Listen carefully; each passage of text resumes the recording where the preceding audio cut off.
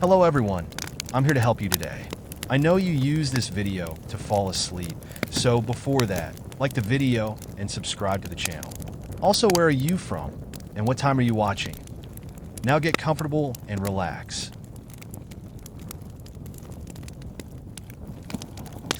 The overcast sky threatened rain as twilight bled into darkness, and a chill wind rustled the dead leaves along the cracked pavement.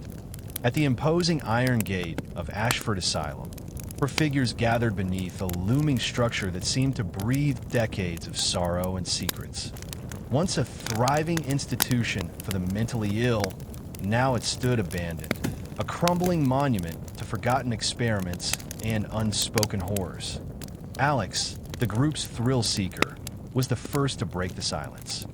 His eyes shone with a mix of adrenaline and daring as he stepped forward, the sound of his boots echoing on the old flagstones. "You feel that?" he asked, half smiling, half whispering. "Like the building's watching us." His voice, laced with excitement, belied the unease that flickered in his gaze. Mia, the documentarian, adjusted her camera with precise care.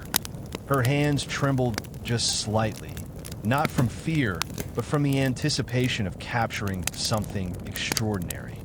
"Every stone here has a story," she murmured, scanning the structure's faded facade. "We're about to make history, whether we like it or not."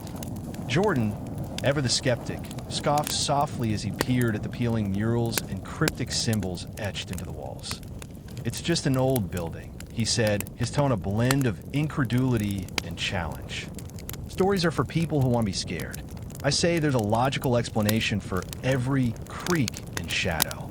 Yet even he couldn't ignore the oppressive atmosphere that clung to the asylum like a shroud. At the rear, Sam, our resident history buff, unfurled a tattered pamphlet recounting the asylum's grim legacy. "This place was shut down after a series of unethical experiments," Sam explained, his voice low and reverent. "They say patients weren't just treated, they were experimented on.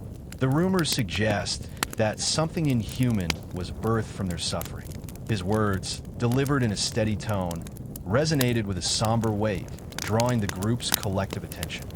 Before any of them could respond, the gate groaned open as if nudged by unseen hands. A wave of cold air surged out, carrying with it a faint, almost imperceptible whisper, a sound that might have been the wind, or perhaps something else entirely. Alex's grin faltered as he exchanged a quick glance with Mia, whose eyes had grown wide with a mix of trepidation and wonder. Inside, the asylum was a labyrinth of shadow and decay. The once grand lobby now lay in ruin. Chandeliers dangled precariously from cracked ceilings, and layers of dust blanketed every surface. As the group stepped cautiously into the gloom, their flashlights revealed remnants of a bygone era. A wheelchair left to rust in a corner, peeling wallpaper with patterns that seemed to twist into unrecognizable shapes, and doorways that led into darkness.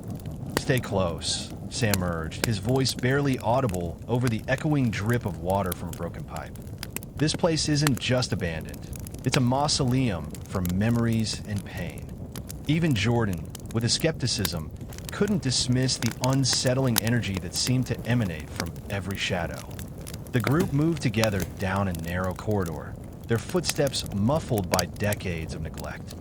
Mia's camera clicked softly as she recorded every detail, determined to document not only the physical decay, but the intangible aura of despair. As they ventured deeper, a series of strange symbols appeared etched into the walls, each marking a silent testimony to the asylum's dark past. Jordan ran his fingers over one of the carvings, a series of interlocking spirals and cryptic characters, and frowned. "This isn't random graffiti," he muttered. "It's almost ritualistic." A sudden, sharp noise, a metallic clang that reverberated through the hollow halls, startled them all. Alex's heart raced as he spun around, trying to locate the source of the sound. In the fleeting beam of his flashlight, the corridor appeared momentarily to shift, as though the very walls were alive. Mia captured the moment on film, her camera clicking in rapid succession, while Sam whispered, "That sound. It's like the building itself is sighing." The oppressive silence that followed was heavy with anticipation. It was as if the asylum had been waiting for their arrival, preparing to divulge its secrets. Despite their differing perspectives, each of them felt the unspoken truth. Ashford Asylum was no ordinary relic of the past. It was a place where the boundary between history and horror blurred. As they reached a set of heavy wooden doors, slightly ajar and leading to what appeared to be a long-forgotten wing, an inexplicable sensation washed over them, a mix of dread and irresistible curiosity. Alex stepped forward, pushing the door open with a creak that echoed like a scream in the empty hall. Beyond the threshold lay a dim corridor lined with patient rooms, their doors hanging askew, revealing fleeting glimpses of a time marred by anguish. Inside one of the rooms, scattered personal belongings and faded photographs hinted at lives that had once teemed with hope and despair. Mia paused to record the details, a cracked mirror reflecting distorted images, a diary with pages smeared by time, and a lone, dusty teddy bear that stared blankly into the void. "Every object here has a story of its own," she murmured, almost to herself. Unbeknownst to the group, as they pressed onward, a presence stirred in the darkness, a silent observer, whose eyes, if they could be seen, would have been filled with both sorrow and malice. The ancient building seemed to murmur softly, a hushed chorus of lost voices blending with the rustle of wind and the echo of distant footsteps. Before long, the corridor silence was broken by another, subtler sound, a whisper too soft to make out, but laden with an almost mournful quality. The sound seemed to follow them, echoing off the cracked walls, weaving through the narrow passageways, as if beckoning them further into the abyss. Jordan paused mid-step, his usual defiant smirk replaced by a frown of unease. "Did you hear that?" he asked, glancing over his shoulder. The others stopped as well, straining to listen, each caught in the unsettling stillness. In that moment, the asylum's dark heart revealed a fragment of its mystery, a promise of more than just physical decay, a glimpse into the hidden scars of human cruelty and supernatural sorrow. And as the group exchanged hesitant looks, an unspoken agreement formed among them. Despite the mounting terror, they had to see this story through to unearth the secrets that lay buried in the silence of Ashford Asylum. The first chapter of their journey had only just begun, with each step into the unknown promising revelations as chilling as the building itself.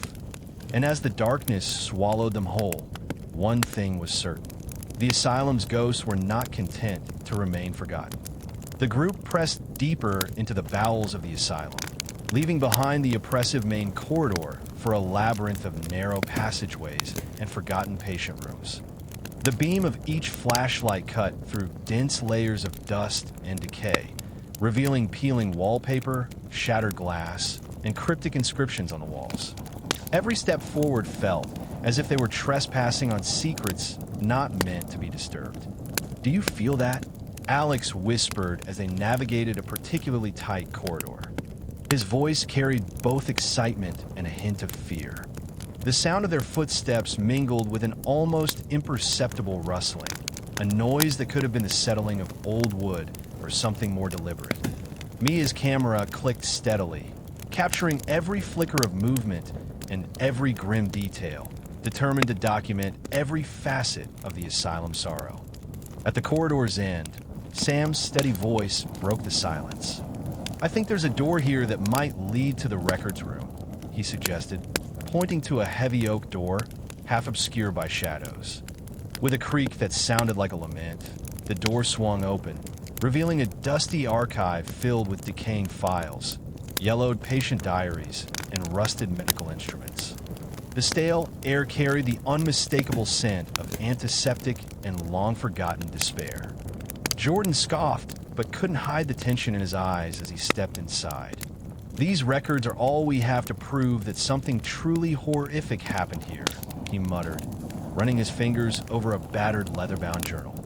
In that moment, The pages seemed to pulse under his touch, as though the very word were trying to scream out their hidden horrors.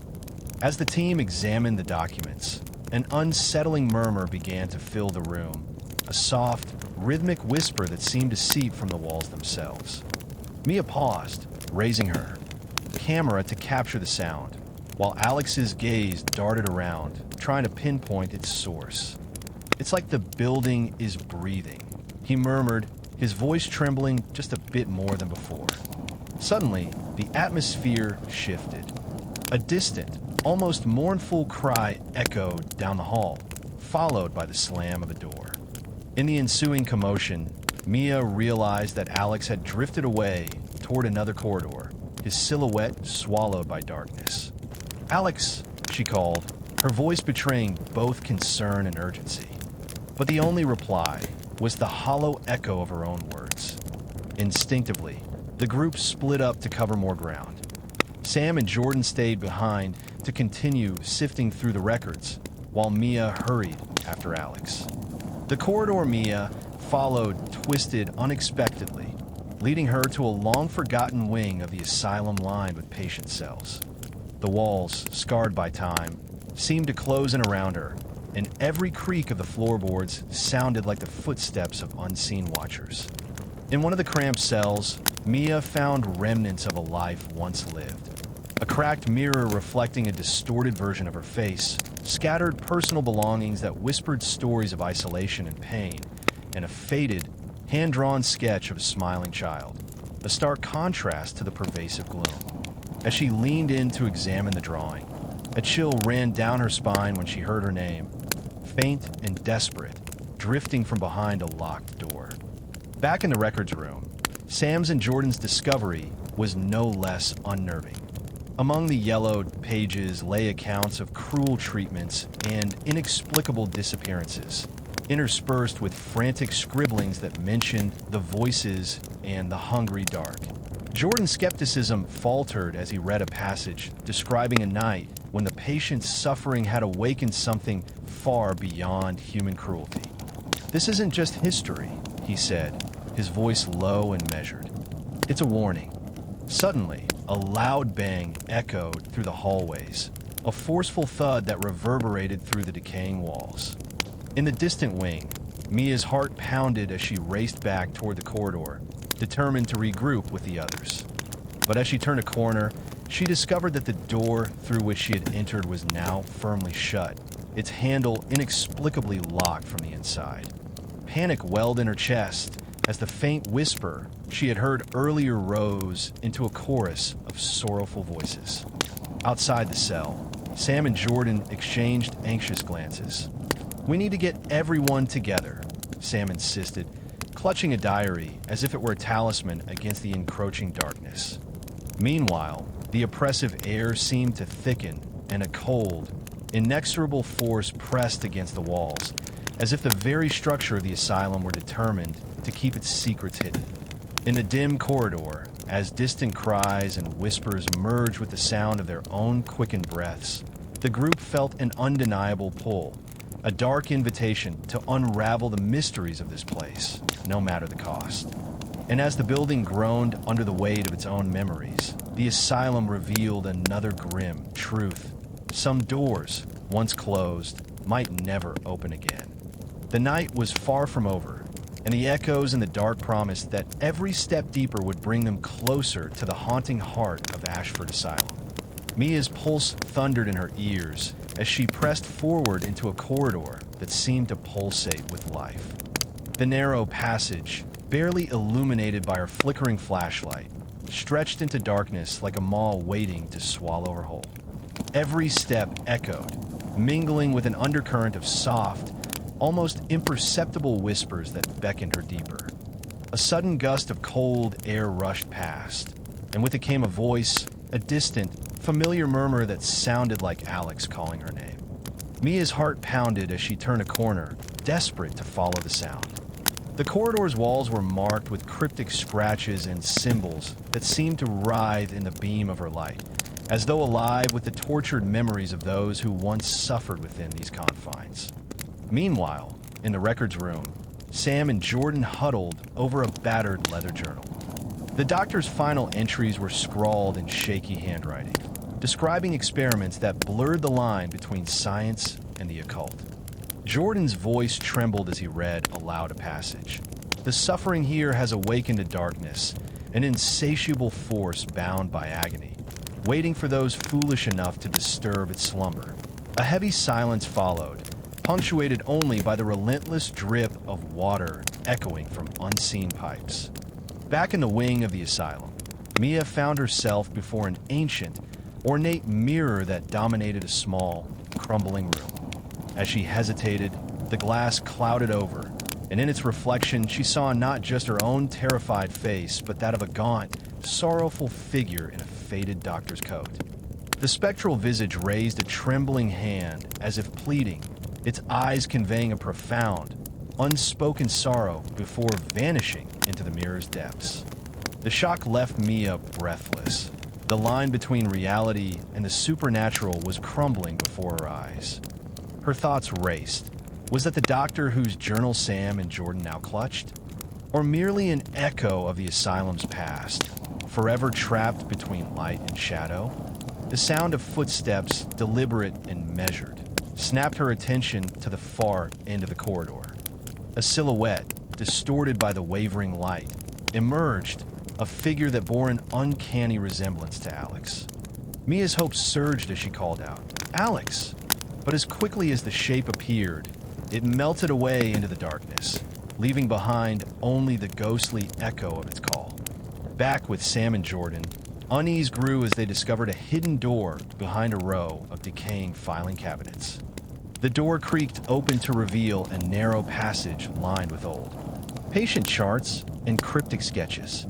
Sam's fingers trembled as he picked up a series of photographs, grim images of emaciated patients, their eyes hollow and accusatory. In one particularly haunting photo, a patient clutched a small, worn teddy bear, its glassy stare almost pleading. The building itself seemed to weep sorrow, its history etched in every abandoned artifact. As the oppressive atmosphere intensified, the asylum began to react. A low, guttural hum reverberated through the walls, shaking the very foundations of the decaying structure. The distinct sound of metal scraping against stone echoed through the corridors, mingling with the eerie chorus of whispers that now filled every shadowed corner. Sam and Jordan exchanged glances of mounting dread. They realized that the darkness they had awakened was not content with mere observation. In the labyrinthine corridors, time seemed to lose meaning. Mia found herself at a crossroads, a fork where one path led further into the foreboding wing and another veered toward a staircase, descending into what could only be described as the asylum's forgotten depths. The pull of the unknown warred with her instinct to escape. Every fiber of her being screamed to run, yet the unanswered questions about Alex, the mirror, and the agonized cries echoing in the walls drove her forward. Then, as if orchestrated by the building itself, a deafening slam reverberated through the corridor. The sound of a heavy door shutting echoed like a final verdict. In that suspended moment of terror, the boundaries between past and present, between the living and the dead, began to dissolve. The asylum's long-buried secrets stirred with a malevolent urgency, and every step Mia took felt like a step toward an inevitable confrontation with the horror that had awakened within these walls. Somewhere in the darkness, the sound of anguished wails mingled with a sinister laugh, a promise that the night was far from over and that the true heart of Ashford Asylum was about to reveal itself in all its ghastly splendor. The air in the asylum seemed to thicken with every passing moment, pressing in on Mia like a slow, suffocating tide.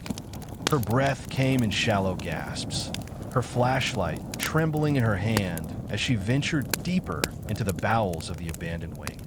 The walls, covered in layers of grime and mildew, seemed to pulsate with a rhythm, an unnatural, offbeat thrumming that seeped into her bones. The darkness here, deeper and more suffocating than anything she had encountered before, seemed alive, gripping her tightly as she moved. Her footsteps echoed like gunshots in the stillness. She paused as the sound of something, a scraping, scuffling noise, reached her ears from further down the hallway. It was unsettlingly familiar, like the restless movement of something unseen in the dark. Alex? Was it him? Could he be close by? Alex! The quiver in her voice barely masked her rising panic. There was no answer, just the muffled echoes of her own voice as it bounced back to her from the darkened hall. Something was wrong. It wasn't just the sound, it was the silence that followed it. There was an emptiness in the airway of the building, a vast, hollow vacuum. Mia felt it pressing around her, digging into her soul until she could hardly breathe. She took another step, then another.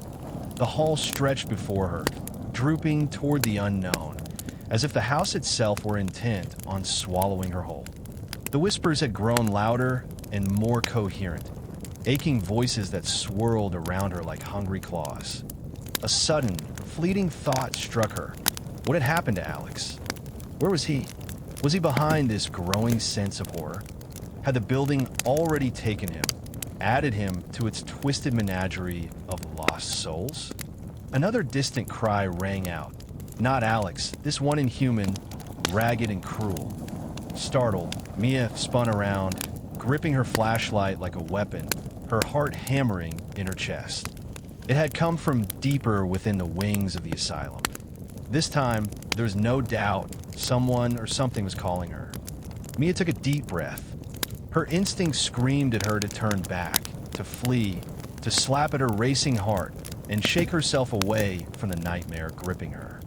But she couldn't. The compulsion was unbearable.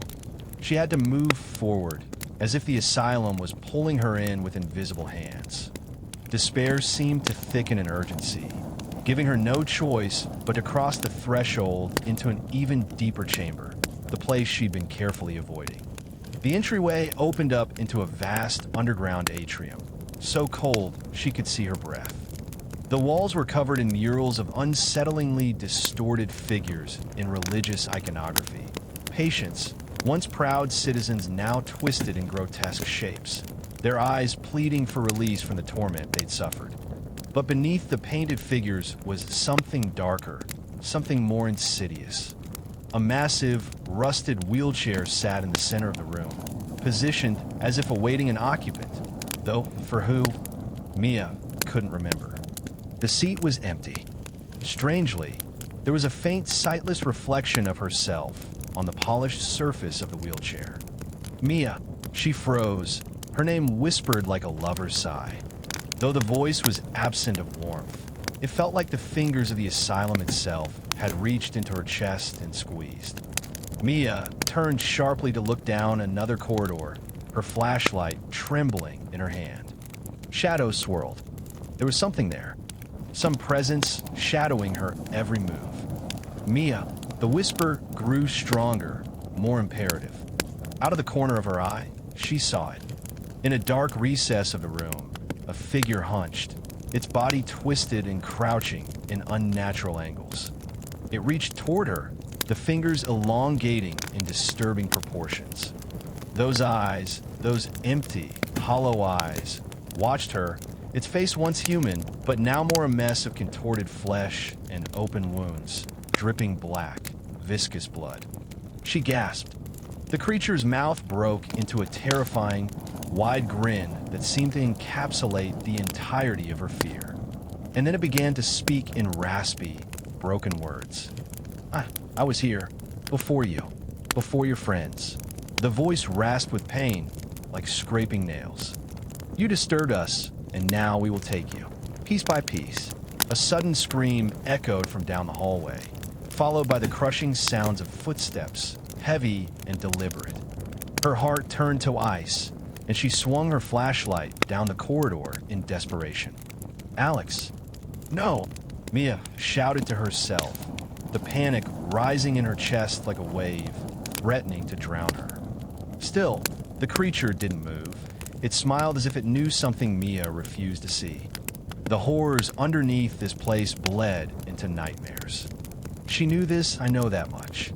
But understanding it didn't make it easier to survive. Mia, Get out of here! Now!" It was Alex. The scream echoed from the distance. Mia didn't waste another moment. She turned and sprinted to the entrance of the back stairwell, desperate to escape, though her footsteps felt slow, as if the building itself were slowing her down, pulling her beneath its weight. She called out to her friends, but the words seemed to vanish before they even reached her lips. The wails of lost souls began to rip through the remaining silence, straining against the fabric of the asylum. Was this place alive? With a final scream of terror, Mia pushed the door open, desperate for any flash of light she could catch. Where were Sam and Jordan now? She didn't know, but the building was closing in on her, the cries of tortured voices surrounding her. Would she and the others even live to piece together the truth? Or had they come too far into the heart of the haunted asylum to escape with their minds intact? There was no coming back. For 41 seconds, Mia's heart pounded like a drum as she pressed deeper into the twisting corridors, the beam of her flashlight trembling with each uncertain step. The walls, scarred by time and the weight of untold anguish, seemed to close in around her. Shadows danced in the periphery of her vision, and with every echoing footstep, the line between reality and nightmare blurred further. Just around a corner, a faint, almost desperate whisper reached her ears, a whisper that unmistakably called her name. Instinctively, she quickened her pace. In the dim light, the corridor stretched into an unending maze of decay, its passageways shifting as if guided by malevolent will. The distant sound of creaking metal and the soft moan of unseen forces mingled to create a chorus of despair that pulled her ever onward. At last, around a bend, she caught sight of a familiar figure huddled against a fractured wall. It was Alex, pale, eyes wide with terror, his face etched with the strain of unspoken horrors. "Mia," he rasped, barely audible above the oppressive symphony of the asylum. His hand reached out, as if to anchor her to some semblance of safety. But before she could bridge the gap between them, a sudden gust of wind slammed a nearby door shut with a force that reverberated through the corridor. Darkness swallowed the space where light had briefly lingered, and the building seemed to groan in protest. Alex's grip tightened as he urged, "We have to get out now." But as they turned to retrace their steps, the passage behind them had transformed. The familiar route was gone, replaced by a labyrinth of intersecting halls that defied logic. The walls dripped with moisture and something darker, a residue that hinted at the unutterable suffering that had unfolded here. Every step they took seemed to awaken memories of agony, the very fabric of the asylum pulsing with a life of its own. Elsewhere in the decaying corridors, Sam and Jordan, guided by the distress in Alex's voice, raced toward the commotion. Their earlier exploration of the records room had uncovered more than just faded documents. They had unearthed the origins of the asylum's torment. It wasn't merely a building haunted by ghosts. It was a repository of anguish, where the tortured souls of the past had coalesced into a palpable, vengeful force. As they hurried down the hall, the air grew thick with the scent of decay and regret. Each echo of their footsteps a reminder of the secrets the asylum guarded jealously. Rounding a corner, the group's paths converged in a long, narrow hall where the oppressive gloom was broken only by spectral light. In the center of the hall, looming against the fractured wall, stood a figure that defied easy explanation. Clad in the faded remnants of a doctor's coat, the apparition's eyes were hollow yet filled with a sorrow that seemed almost human. The figure's presence radiated a cold authority, its gaze sweeping over them as if measuring the worth of their intrusion. With a voice that resonated like a dirge, the spectral doctor spoke. "You have awakened that which should have remained undisturbed." The words echoed off the stone walls, chilling the blood in their veins. For a long, breathless moment, silence reigned, a silence so profound it seemed to vibrate in their very souls. Then, as if compelled by forces beyond their control, Alex stepped forward, his voice wavering but resolute. "What do you want from us?" A sad, almost imperceptible smile flickered across the apparition's gaunt face. Redemption and release. It intoned, its tone laden with centuries of regret and unfulfilled torment. The air quivered with its words, and in that instant, the truth became as clear as the terror that bound them. The asylum was not merely a relic of past horrors. It was a living, breathing embodiment of suffering, desperate for liberation. Before any of them could respond, the building shuddered violently. Crumbling plaster cascaded from the ceiling, and a cacophony of anguished wails erupted from unseen depths. The very walls seemed to cry out, their laments merging with a mournful lullaby that seeped from the floors and ceilings alike. In that moment, the explorers realized that their journey had transformed from an investigation into a battle for survival, a desperate struggle to confront the darkness that had been roused from its long, uneasy slumber. With one final, unspoken nod, the group steeled themselves. They advanced together into the unknown, each step resonating with the gravity of their mission to unravel the asylums. Mysteries to challenge the vengeful spirit born of endless suffering, and perhaps, in doing so, to offer solace to the souls forever trapped within these haunted halls. The asylum's walls groaned in response to their resolve, its ancient timbers creaking incessantly, as though the very structure of the building was protesting the group's intent to disrupt its slumbering horrors. A malevolent energy pulsed through the air, mingling with a sense of dread, so heavy it seemed to cling to their skin. The floor beneath their feet seemed more unstable with every step, as though the foundation of the asylum was shifting to lock them in. Alex, Mia, Sam, and Jordan stood in the dim light, their eyes fixed on the spectral doctor whose hollow gaze bored deep into their souls. His sad, almost detached expression seemed to reflect the sorrowful weight of centuries of suffering, and for a brief, terrible moment, the group wondered if they were trapped in a purgatory of their own making. Redemption and release. Alex murmured, his voice shaking. How do we fix this? The figure before them straightened, pressing its spectral hand to its chest. The gesture was at once both human and grotesque, an attempt to reclaim something long since lost. The darkness here is forged of many souls. The ethereal doctor began, its voice as cold as the winter wind. It is bound by the suffering held within these walls, not by my hands alone, but by those who came before me, those who placed their faith in the grim arts to conquer death. You, Sam began, but his voice faltered, and he took a reluctant step forward. You're not real, he said weakly, despite knowing it wasn't true. His skepticism had been shattered the moment the figure appeared. The doctor's hollow eyes caught his gaze. I am real in the way you fear, it replied, but I am much more. I am a reflection of the suffering perpetrated here, a keeper of the forgotten trials and dissected souls that history has abandoned. Jordan swallowed nervously. Is that what this place is? He asked. A holding cell for all the things you did to people. The ghostly figure nodded solemnly. I once thought I was a healer. I wanted to cure the madness using methods that no one dared to try. But we only tore open deeper wounds. What I became, and what you see now, is an amalgamation of those tortured souls. The darker one becomes, the more twisted they turn into something that seeks escape.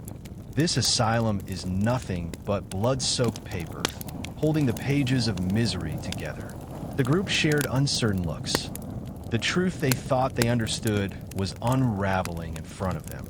They thought that locating the truth of this place, finding answers, was enough. But it seemed this asylum wanted something more. Something very real. But what? Escape. Mia's voice broke through the sinking silence. You want us to free you? The doctor nodded again. Its skeletal mouth twitched into an almost imperceptible smile. If you wish to leave with your lives, your only choice is freedom. A shiver ran down all their spines as her words sank in. A terrifying decision lay before them now. Break the curse at the cost of releasing something far darker, or leave without ever truly knowing what truly lies hidden in the deepest crevices of Ashford Asylum. Without warning, the walls seemed to close in on them, shaking with creeping malevolence. A loud, guttural roar filled the air as a force seemed to tug them individually, holding them apart, towards separate corridors, towards strange, half-lit doorways. Panic set in as they instinctively tried to regroup, but their paths diverged in impossible directions, each twisting corridor leading them further into the unknown. "Mia," Alex shouted, his voice barely audible over the din. "Sam, Jordan." But his words dissolved into the overwhelming thrums of darkness that suffocated everything around them. The building itself seemed to be alive, hungry, rashing against its confined walls. A desperate realization dawned on Mia as she stumbled through the maze of rooms. Everything they had unearthed, everything they had thought they understood, felt like fragments of a broken puzzle. The asylum was not a site of mere haunted history. It was a prison built to hold something far darker. And now, they were not paying the price for their sleepy curiosity. They were paying the price of its pathetic existence through the years of pain it forced upon the souls trapped here. Mia, wait." Alex's voice emerged from the swirling, disorienting darkness.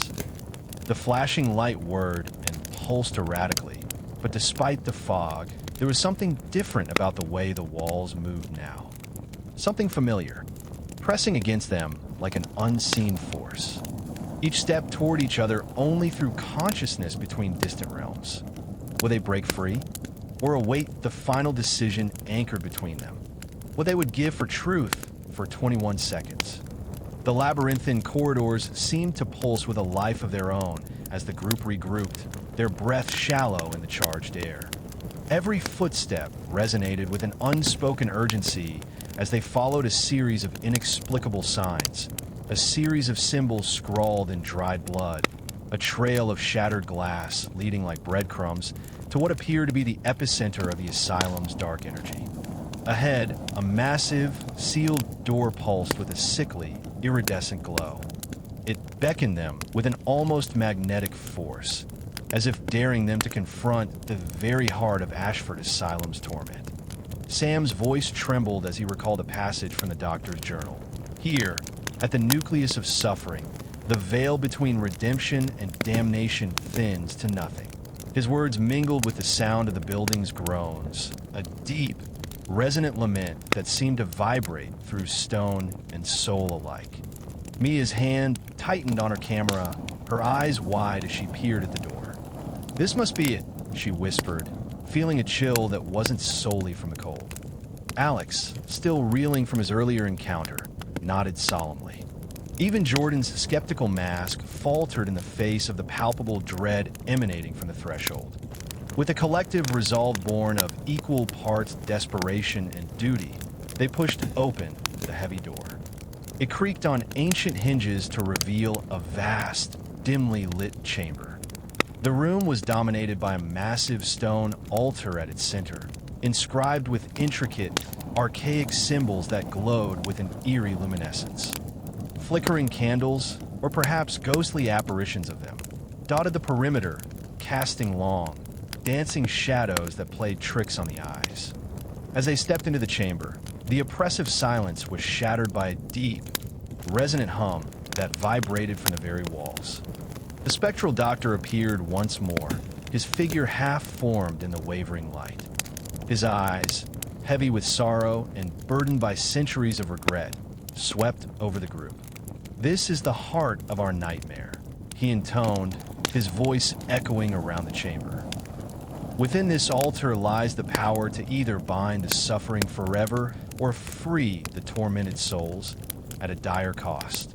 A palpable tension filled the air as the altar began to throb, sending ripples of energy through the floor. Visions assaulted them in rapid succession. Flashes of brutal experiments, anguished faces of patients long forgotten, and the dark, swirling mass of an entity, the embodiment of unending despair, taking shape before their eyes. The entity, a shifting vortex of shadow and torment, pulsed as if alive, its presence both horrifying and tragic. For a heartbeat, time seemed to stand still. The spectral doctor's somber gaze met each of theirs. You stand at the crossroads of redemption and oblivion. To continue is to face the darkness within and without. Only by confronting it can you hope to liberate these souls or seal your own fate. A heated debate broke out in hushed, trembling tones. Mia pleaded for a path of mercy, her heart aching at the sight of tormented faces pleading silently from the walls. Alex's resolve hardened. His voice rang with a mix of fear and determination as he urged them to act decisively. Sam and Jordan exchanged anxious glances, burdened by the weight of the knowledge they'd uncovered. A truth that the unspeakable horrors here were not confined to the past, but were a living, raging force that threatened to consume them all. As the altar's glow intensified, the chamber seemed to constrict, the air growing so thick that each breath felt like a battle against the crushing weight of despair. The entity's form wavered, almost beckoning them to make their choice. In that charged moment, the boundaries between redemption and damnation blurred, and the fate of every soul within Ashford Asylum, and perhaps beyond, hung precariously in the balance. With trembling determination, they moved closer to the altar, knowing that their next actions would seal their destiny.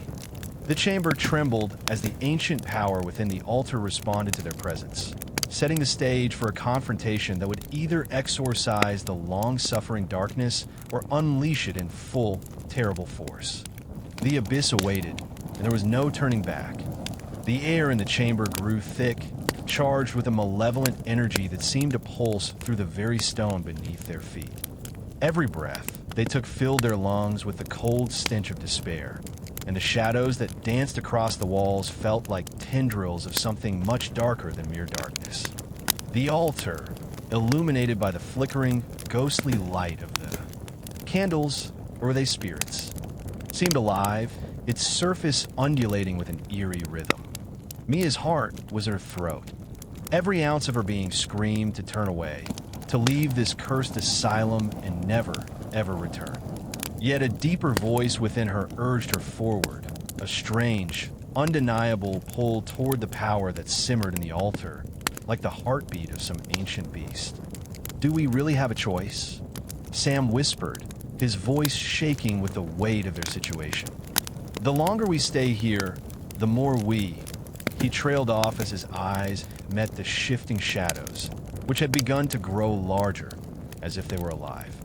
Either we destroy it, Alex said, stepping cautiously toward the altar, or it destroys us. The spectral doctor's somber form lingered at the edge of the light, fading in and out as though he were emerging from the very fabric of the room itself. His eyes locked onto each of them in turn, filled with a quiet, ancient sorrow. What was done here cannot be undone, he said, his voice echoing as though it came from every corner of the chamber at once. But you still have the power to choose which end this nightmare will meet. The entity in the altar writhed, its mass growing thicker and more oppressive. It seethed with a hunger that seemed to emanate from the walls, the whispering voices of the damned growing louder by the second, their desperate calls clawing at their minds. Mia's vision blurred, and she staggered slightly as if submerged in water. Alex was the first to speak, the words coming out with fervor, but also a touch of fear. We have to stop this. There's no other way. We can either live in fear of it forever, or we confront it now. We destroy it. Jordan, his face drawn in terror, but his voice steady, spoke up. We don't even understand what we're dealing with, he said, his eyes flicking toward the writhing shadows in the altar. This is more than just a ghost. Whatever this thing is, it's not just seeking redemption. It's feeding on our fear. Mia's hands trembled as she gripped her camera, the device now a shaky extension of her body. We can't let it win. We can't let ourselves become part of it. Her determination filled the room for a moment, but it did little to dispel the growing dread. Sam nodded grimly. We destroy it or it destroys us. With a deep breath, Alex stepped fully forward, his eyes fixed on the altar. Sam and Jordan flanked him while Mia remained slightly behind, clutching her camera as a shield, and perhaps a record of everything that had brought them to this moment. The spectral doctor's voice continued. The choice you make today will echo longer than you can fathom. Suddenly, the chamber seemed to sway as if on the brink of collapse. A terrible wind howled from the rift in the ceiling, and the ground beneath their feet quivered, threatening to tear itself apart. The altar began to glow brighter with an almost blinding light, its symbols illuminating in vivid hues that burned their retinas. Without another word, Alex reached for the altar, his fingers brushing the stone surface. A jolt of cold electricity shot through him, and a tremor ran through the air as if the whole building was rippling in time with his touch. A voice impossibly deep, drowning in sorrow, rose from the spirit before them, emanating from the altar's depths. No one leaves here intact. You cannot escape from what lives within these walls. The air cracked with an unnatural force as shadows erupted like tentacles, lashing out toward the group. But Mia was already moving, guiding them with a frantic urgency. She could see it just beneath the surface, an unspoken agreement. Here, in this chamber of unnatural torments, the blood of the asylum itself could be vanquished if they'd only dare seek it. With a desperate cry, she hurled a small fragment of broken glass at the altar, hoping beyond hope that a fragment could pierce the veil between them and the entity's reign. The glass shattered on impact, accompanied by an agonized scream that shattered their eardrums. The doorway of the endless abyss seemed to crack open. The chamber began to violently quake as a final desperate wail filled their ears, higher and shriller before silence, utter and complete, wrapped around them like a shroud. Then, without warning, the walls began to set back into place, the terrible energy dissipating. Something had changed, the entity's formative power now slipping back into the walls where it belonged. The room fell into a receptive stillness. The spectral figure nodded one last time, its features softening. It was no longer imposing, no longer menacing. You have done what few could. You have freed us. The echoes of pain and suffering that had long festered subsided. The chamber itself, though bitterly cold, no longer threatened their lives. They stood in a place once bound by torment, now suffused with a strange, calming quiet. But as Mia turned to look at her companions, their faces were pale, disbelieving. She thought she saw a new haze in their eyes, a fleeting reality they would never fully leave untouched by terror. "There's no leaving this place the same," she whispered. As the survivors began their long passage out of Ashford, each step was one tainted with a realization stranger than any horror they had witnessed within. Because even after the door had closed behind them, part of that asylum, the pain, the aching regrets, and tormented souls would follow them.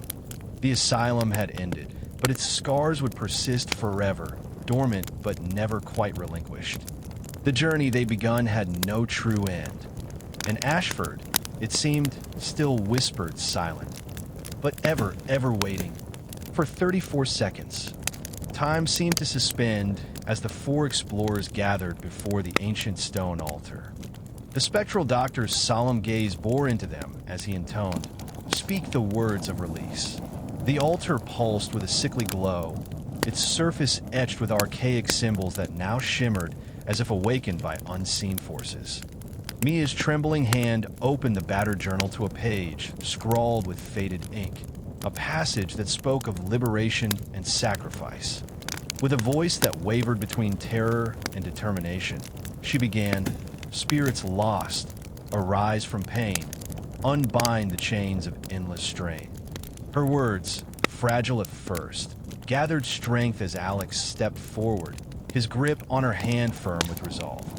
"By hope and light, by love and loss, we break the ties, no matter the cost." Their combined voices reverberated off the cold stone walls. The chamber trembled in response as the swirling mass of shadow above the altar convulsed. The entity, once a seething vortex of malice, stilled, its dark tendrils quivering under the incantation's force. In the flickering candlelight, Sam and Jordan moved to support the ritual. Sam arranged the remnants of lost lives, a rusted medical tool, a tattered scrap of clothing, a faded photograph upon the altar. Each artifact whispered stories of suffering, each a silent plea for redemption. Jordan, his earlier skepticism replaced by a cautious reverence, added his own quiet chant, reciting ancient words of forgiveness passed down through forgotten lore. For a heartbeat, the oppressive silence was palpable, a silence so deep it seemed to press against their very souls. Then, the spectral doctor spoke once more, his voice heavy with sorrow and gravitas. One among you must step forth into the void to bear the final tether that binds these tormented souls. The weight of his words hung in the charged air. The group exchanged anxious glances, each understanding that the ritual's climax demanded a sacrifice. Mia's eyes met Alex's in a silent conversation, each reading the unspoken truth. Freedom for the lost came at a personal cost. In that charged moment, Mia's heart pounded with a resolve that outshone her fear. "I will be the vessel," she declared, her voice steady despite the tremor in her limbs. "If my soul must carry this burden, let it be for those who have suffered beyond recall." As she stepped toward the altar, a surge of ethereal energy rippled outward. The spectral doctor's form shimmered with a bittersweet glow as Mia laid her hand upon the cold stone. The incantation reached a fevered pitch, and the ancient symbols blazed with a radiant light. The relics scattered on the altar vibrated with a life of their own, their energies coalescing into a single, brilliant beacon. The swirling vortex above convulsed in a final, anguished outburst, a deafening wail that merged the voices of 100 tormented souls. Then, as if the weight of centuries was being lifted, the darkness began to unravel. Shadows receded, melting away into the corners of the chamber like dissipating mist. For a long, suspended moment, only the radiant glow remained, a testament to the triumph of hope over despair. When the light slowly faded, the oppressive chill that had defined the chamber was replaced by a serene, almost hallowed quiet. The altar, once a monument of suffering, now pulsed with a gentle warmth that promised release. Alex rushed to Mia's side, his eyes a mix of relief and sorrow. Sam and Jordan stood silently, their faces etched with the gravity of what had transpired. The spectral doctor, his form, softening like morning mist, offered a final, poignant benediction. "You have freed them, and in doing so, you have borne a burden few could endure. May the memory of this night guide you to healing, for the echoes of our torment shall now rest." Outside, the walls of Ashford Asylum exhaled a long-held sigh, a whisper of thanks from the souls now unshackled from their eternal prison. As the survivors stepped away from the chamber, the once ominous corridors seemed to soften, their darkness now a silent ode to both sorrow and salvation. In that fragile light of redemption, even as the scars of the night remained etched in their hearts, the group knew that some horrors could be overcome, and that hope, however fragile, was worth every sacrifice. As the first pale light of dawn crept over the horizon, the survivors emerged from the asylum's oppressive shadow. The heavy iron gate, once a barrier to a realm of suffering, now swung open with a reluctant grace, as if releasing a century's worth of pent-up sorrow. Outside, the chill of night gave way to the cool promise of morning, but the memory of darkness clung to each of them like an indelible scar. Mia rested against a crumbling wall, her gaze distant yet resolute. Though the spectral burden of the freed souls still whispered softly in her mind, she felt an unfamiliar warmth, a tender hope that their sacrifice had not been in vain. Her eyes, deep and reflective, revealed the quiet understanding that she now carried the legacy of every tortured spirit, their silent thank you echoing in the recesses of her heart. Alex wandered along the ivy-covered perimeter, his fingertips tracing the rough texture of the ancient stone. "They're at rest now," he murmured, though his tone held both relief and a trace of uncertainty. Each step away from the asylum felt like a step into a future unburdened by horror, yet the shadows of that night lingered, a reminder that darkness and light often walk side by side. Nearby, Sam and Jordan huddled together, their voices low as they recounted the night's events. The records and relics they had salvaged, evidence of cruelty and an unholy experiment, now took on new meaning. "We have to share this," Sam insisted softly, not as a macabre ghost story, but as a testament to the resilience of the human spirit and the power of redemption. Jordan, his skepticism replaced by a somber reverence, nodded in agreement, the experience having reshaped his understanding of both history and hope. Behind them, the building itself seemed to exhale a deep, resonant sigh that mingled with the rustle of the morning breeze. Ashford Asylum, once a monument to despair, now appeared almost mournful in its silence, its broken windows reflecting the tender glow of sunrise. The spectral doctor's parting words, echoing a benediction of healing, resonated in every crevice of the ruined edifice. Yet, even in the light of the new day, a subtle unease persisted. For Mia, every glimmer of shadow in a reflective surface, every unexpected chill in the air, was a poignant reminder of the sacrifice she had borne. The liberated souls were gone, but traces of their anguish and gratitude remained like soft, bittersweet echoes in the wind. It was as if the asylum's very heart, though mended by compassion, still pulsed faintly with the memories of its tragic past. As the town awoke and life began anew, the survivors made a silent vow.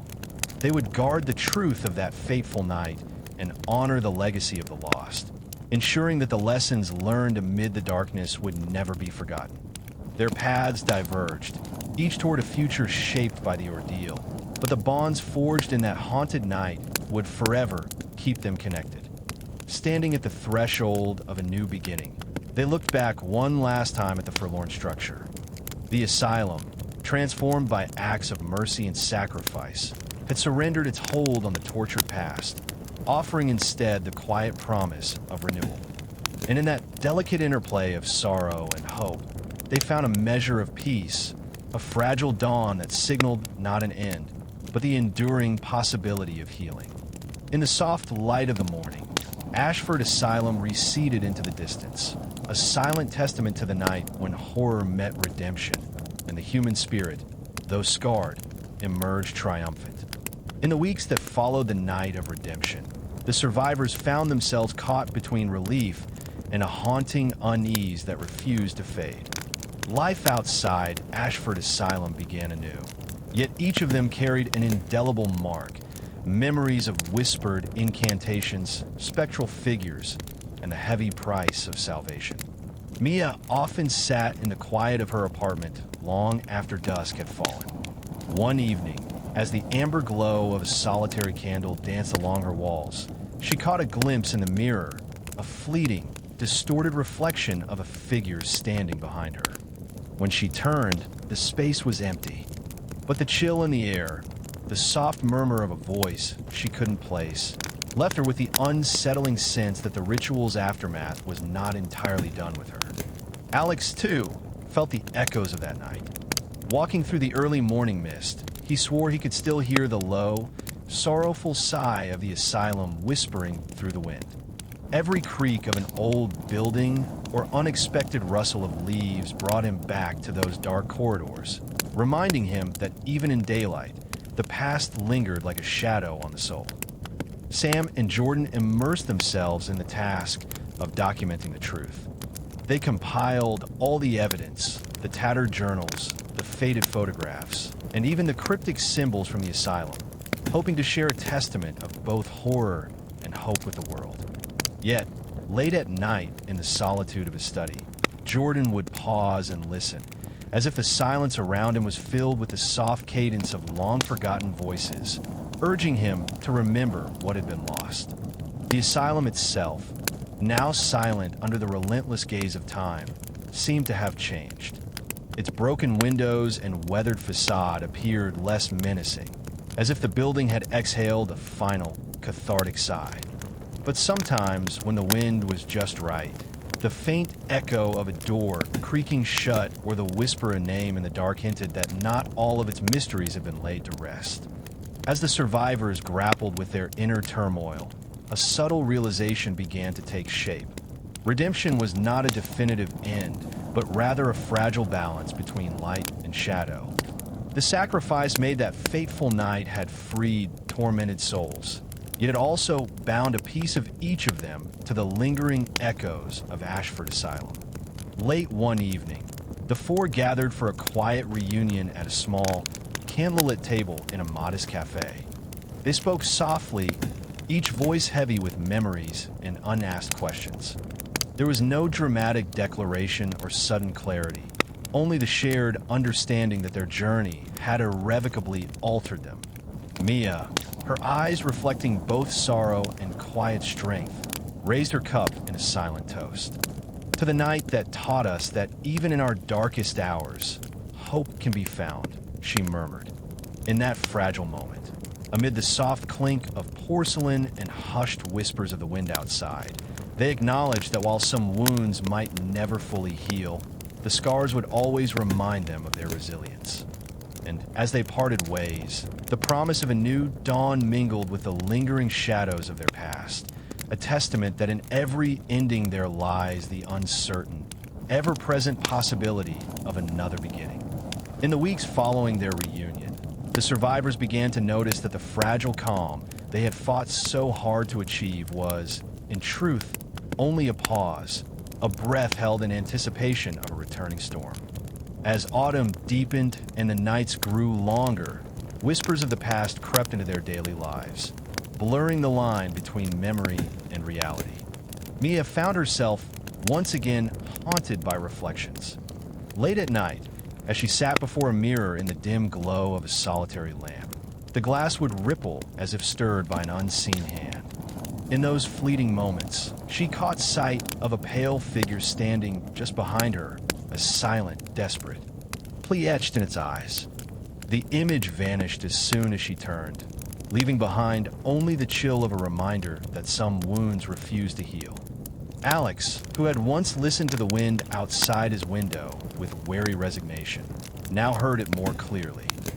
In the stillness before dawn, a soft, familiar call would drift through the quiet, a whisper echoing the sorrowful voices of Ashford Asylum. Every creak of his apartment's old floors, every sigh of the wind against the window pane, served as a constant reminder that the darkness he thought was behind him was never truly gone. At the same time, Sam and Jordan found themselves revisiting the relics of that fateful night. They pored over the battered journals and cryptic symbols once more, their once distant fears now laced with a growing certainty that the redemption achieved in the asylum's depths was merely a temporary reprieve.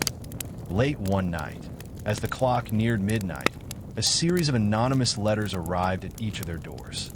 Written in a careful, archaic hand on yellowed parchment, each note carried a single, ominous line. The shadows linger where light dares not tread. Each letter was accompanied by a crude map marked with the familiar symbol of Ashford Asylum, a call to a hidden place in the surrounding woods. Despite their lingering apprehension, the survivors knew that answers lay beyond the town's borders, hidden in the silence of a forest that had long been steeped in secrets. Under a slate-gray sky and beneath the gnarled limbs of ancient oaks, they reconvened. Following the map's winding trail through a forest thick with mist and memory, they reached a secluded clearing dominated by a solitary stone. Etched into its weathered surface were the same archaic symbols that had once decorated the asylum's decaying walls, a silent testament to a legacy of despair and sorrow. As twilight surrendered to night, the clearing was bathed in the cold light of a rising moon. From beneath the stone, a low, resonant hum began to vibrate through the ground, seeping into their bones. In that charged moment, the spectral doctor materialized once more, a vision of sorrow and mourning. His eyes, far from the gentle benediction of that long-ago redemption, now burned with a grave urgency. The balance remains fragile, he intoned, his voice echoing through the trees. Where the living dare to disturb the past, the shadows shall forever linger. Beware, for in the silence of the night, the old curses awaken anew. As quickly as the vision had come, it faded into the dark, leaving the survivors shivering in its wake. Walking back through the forest's winding paths, each step was heavy with the realization that their battle was far from over. The redemption they had once achieved was not a final victory, but a temporary interlude, a momentary respite in an endless struggle between light and darkness.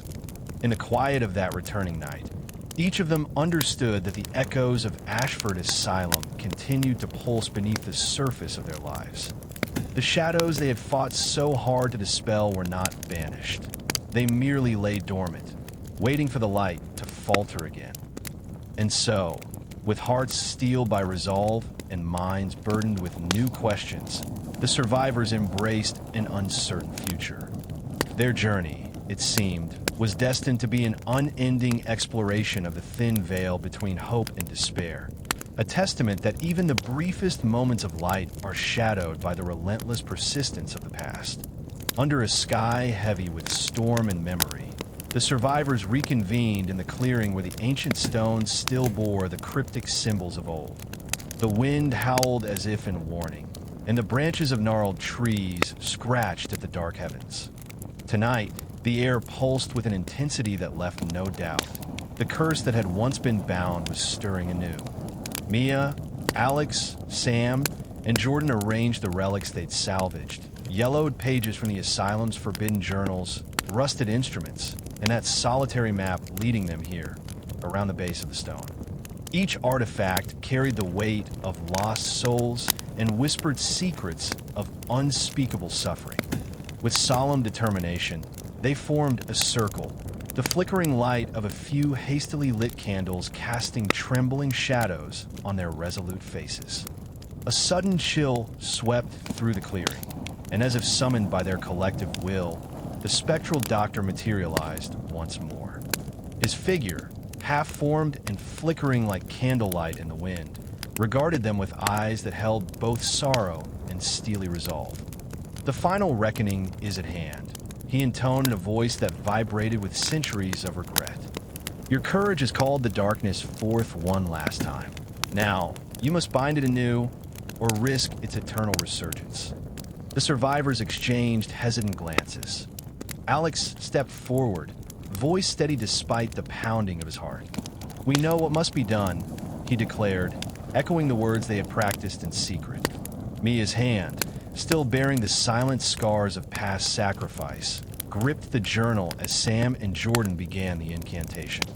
Their voices, at first tentative, soon merged into a single, haunting refrain, a prayer and a plea woven together with raw determination. As their words filled the night, the ground trembled beneath them. The ancient symbols etched into the stone glowed with a ghostly light, and from the depths of the darkness emerged ephemeral figures, fleeting images of anguished souls who had been trapped in endless torment. They swirled around the circle like mist, their silent eyes pleading for release and justice. The incantation reached its crescendo, and a burst of brilliant, otherworldly light erupted from the altar of relics. For a harrowing moment, time itself seemed to shudder. The spectral doctor's form softened, and the tormented shades recoiled as if burned by the truth of redemption. Then, as suddenly as it had surged, the light subsided, leaving behind a silence so profound it roiled in the survivors' chests.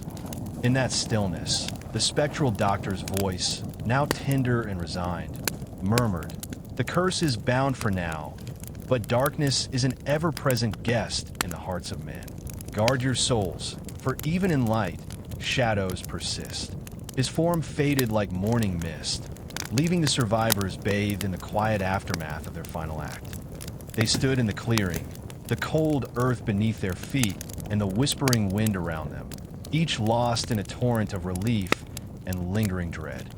The immediate threat had been contained, but the ancient sorrow, an echo of every cry, every tear shed within Ashford Asylum, would forever be a part of their lives.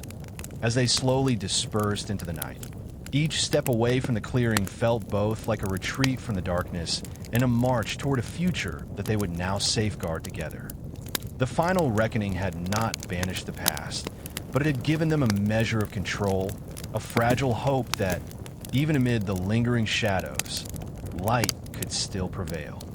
Dawn's early light crept slowly over a world that seemed both familiar and irrevocably altered. The survivors, Mia, Alex, Sam, and Jordan, wandered along a winding road that led away from the clearing, each step heavy with memories of that final, tempestuous night. Though the ritual had bound the ancient curse for now, its echoes still resonated in the silent spaces of their hearts. In the quiet hours of the morning, Mia found herself alone with her thoughts. As she passed a frost-laden window, her reflection stared back, a face lined with sorrow and tempered resolve. For a fleeting moment, behind those tired eyes, a shadow stirred, a gentle reminder of the burden she had carried into the abyss and perhaps still carried within her. The spectral whispers of the past, once so fierce, now murmured in soft cadence, intertwining with her own heartbeat. Alex walked with determined steps, yet each gust of wind seemed to carry fragments of long-forgotten voices. He remembered the spectral doctor's parting words, warning that even in light, shadows persist. In that silence, Alex recognized a solemn truth. While the immediate threat had been contained, the night's ordeal had changed them all forever. The legacy of Ashford Asylum was not erased, but had become a part of them, a quiet, ever-present echo. Sam and Jordan, ever the keepers of truth, spent their days poring over the relics they had salvaged.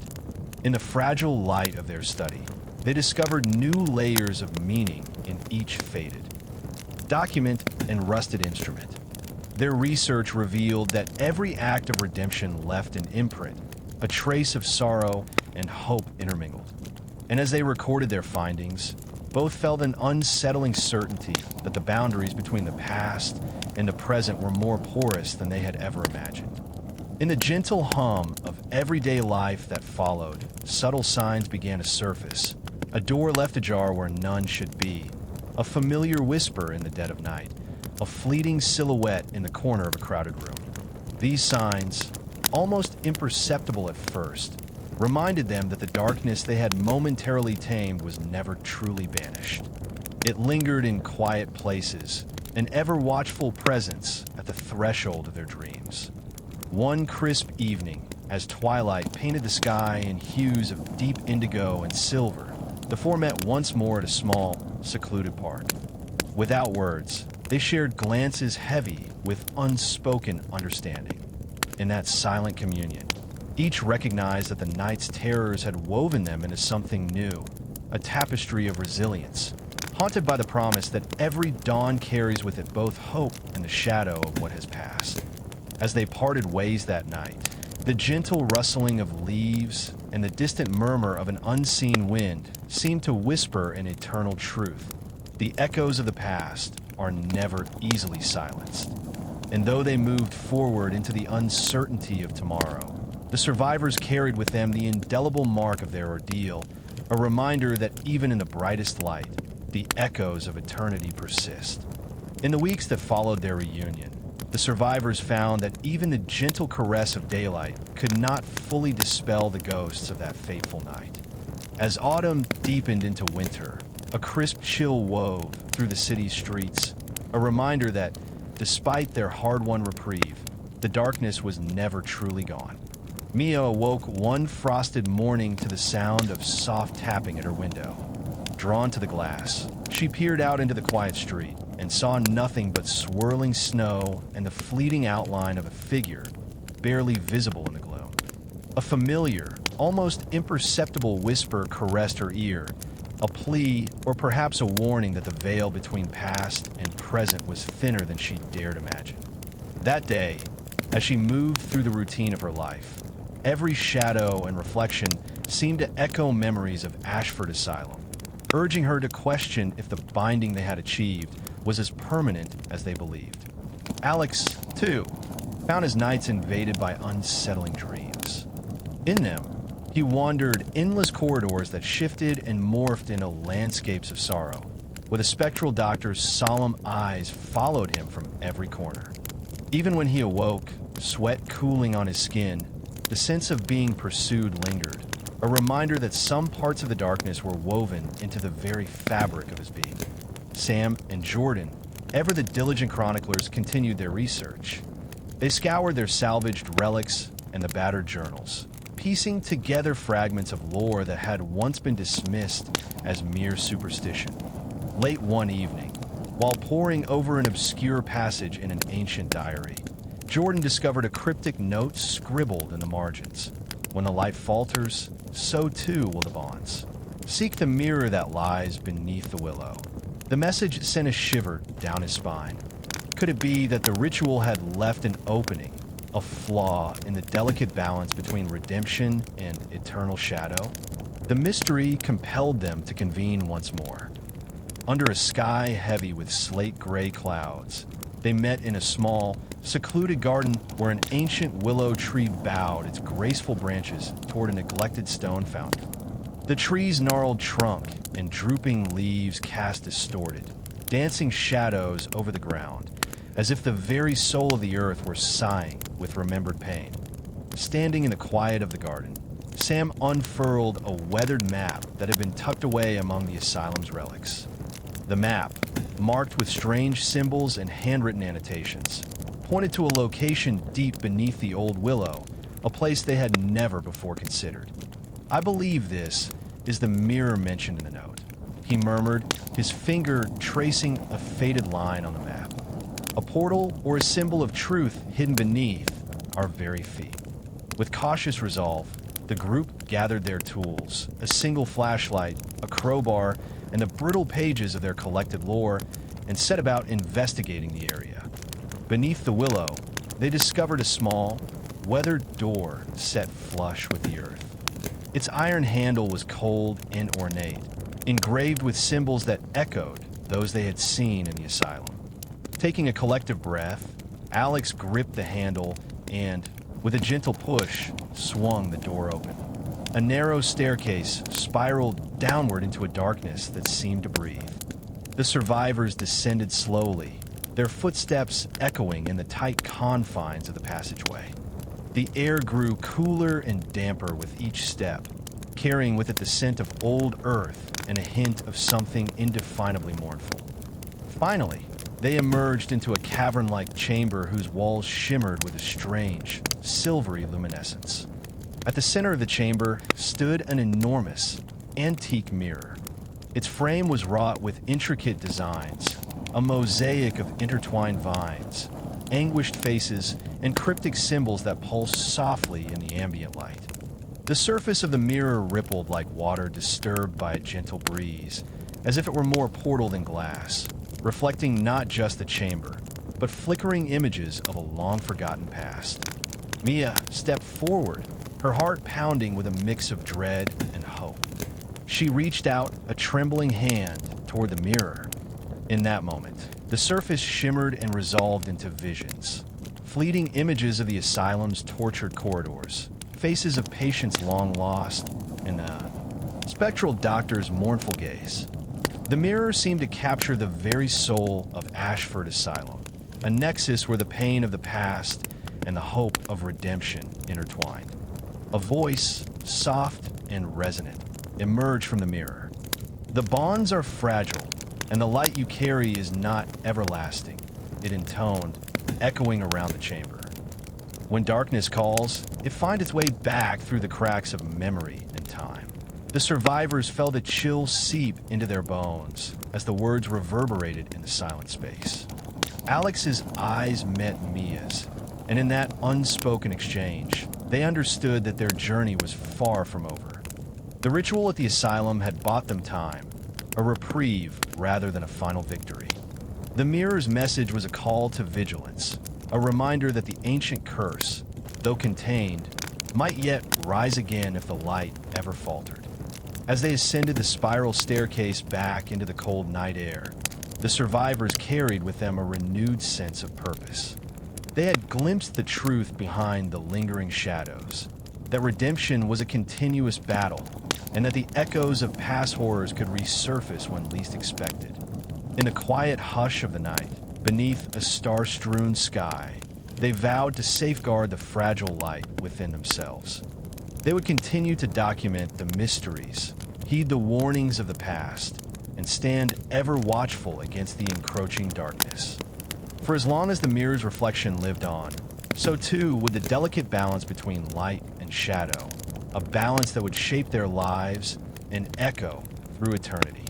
At sunrise, a heavy mist clung to the town's cobblestone streets, a spectral veil that hinted at the deepening unrest. The survivors gathered once more near the willow's clearing, their hearts still echoing with the mirror's dire warning. The balance they had fought so hard to secure now trembled under the weight of an unseen force. Earlier that morning, Mia had awoken to a persistent tapping at her window, a soft, rhythmic sound that seemed to pulse with the same intensity as the mirror's message. When she stepped outside, she noticed that the fog had thickened, distorting familiar landmarks into ghostly silhouettes. A chill wind carried whispers that merged with the rustling of dead leaves, as if the past were calling out to reclaim its place in the present. At the clearing, beneath the ancient willow, the survivors reconvened with grim determination. Alex, still haunted by his dreams of endless corridors and sorrowful eyes, studied the intricate carvings on the weathered stone. He noted that the symbols now seemed to glow faintly in the dim light, an unspoken alarm that the fabric of reality was fraying. The mirror was only the beginning, he murmured, his gaze fixed on the shifting marks. It's showing us that our bond with the light is weakening. Sam and Jordan had spent the previous days poring over every scrap of lore they could find. Ancient diaries, forgotten texts, and local legends that spoke of a recurring cycle of darkness. Their research painted a grim picture. Every few centuries, an age-old curse would stir, threatening to shatter the delicate boundary between the living and the dead.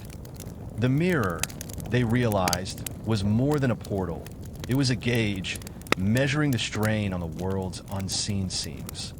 As the day wore on, the sky darkened with gathering storm clouds, and an eerie stillness descended over the town.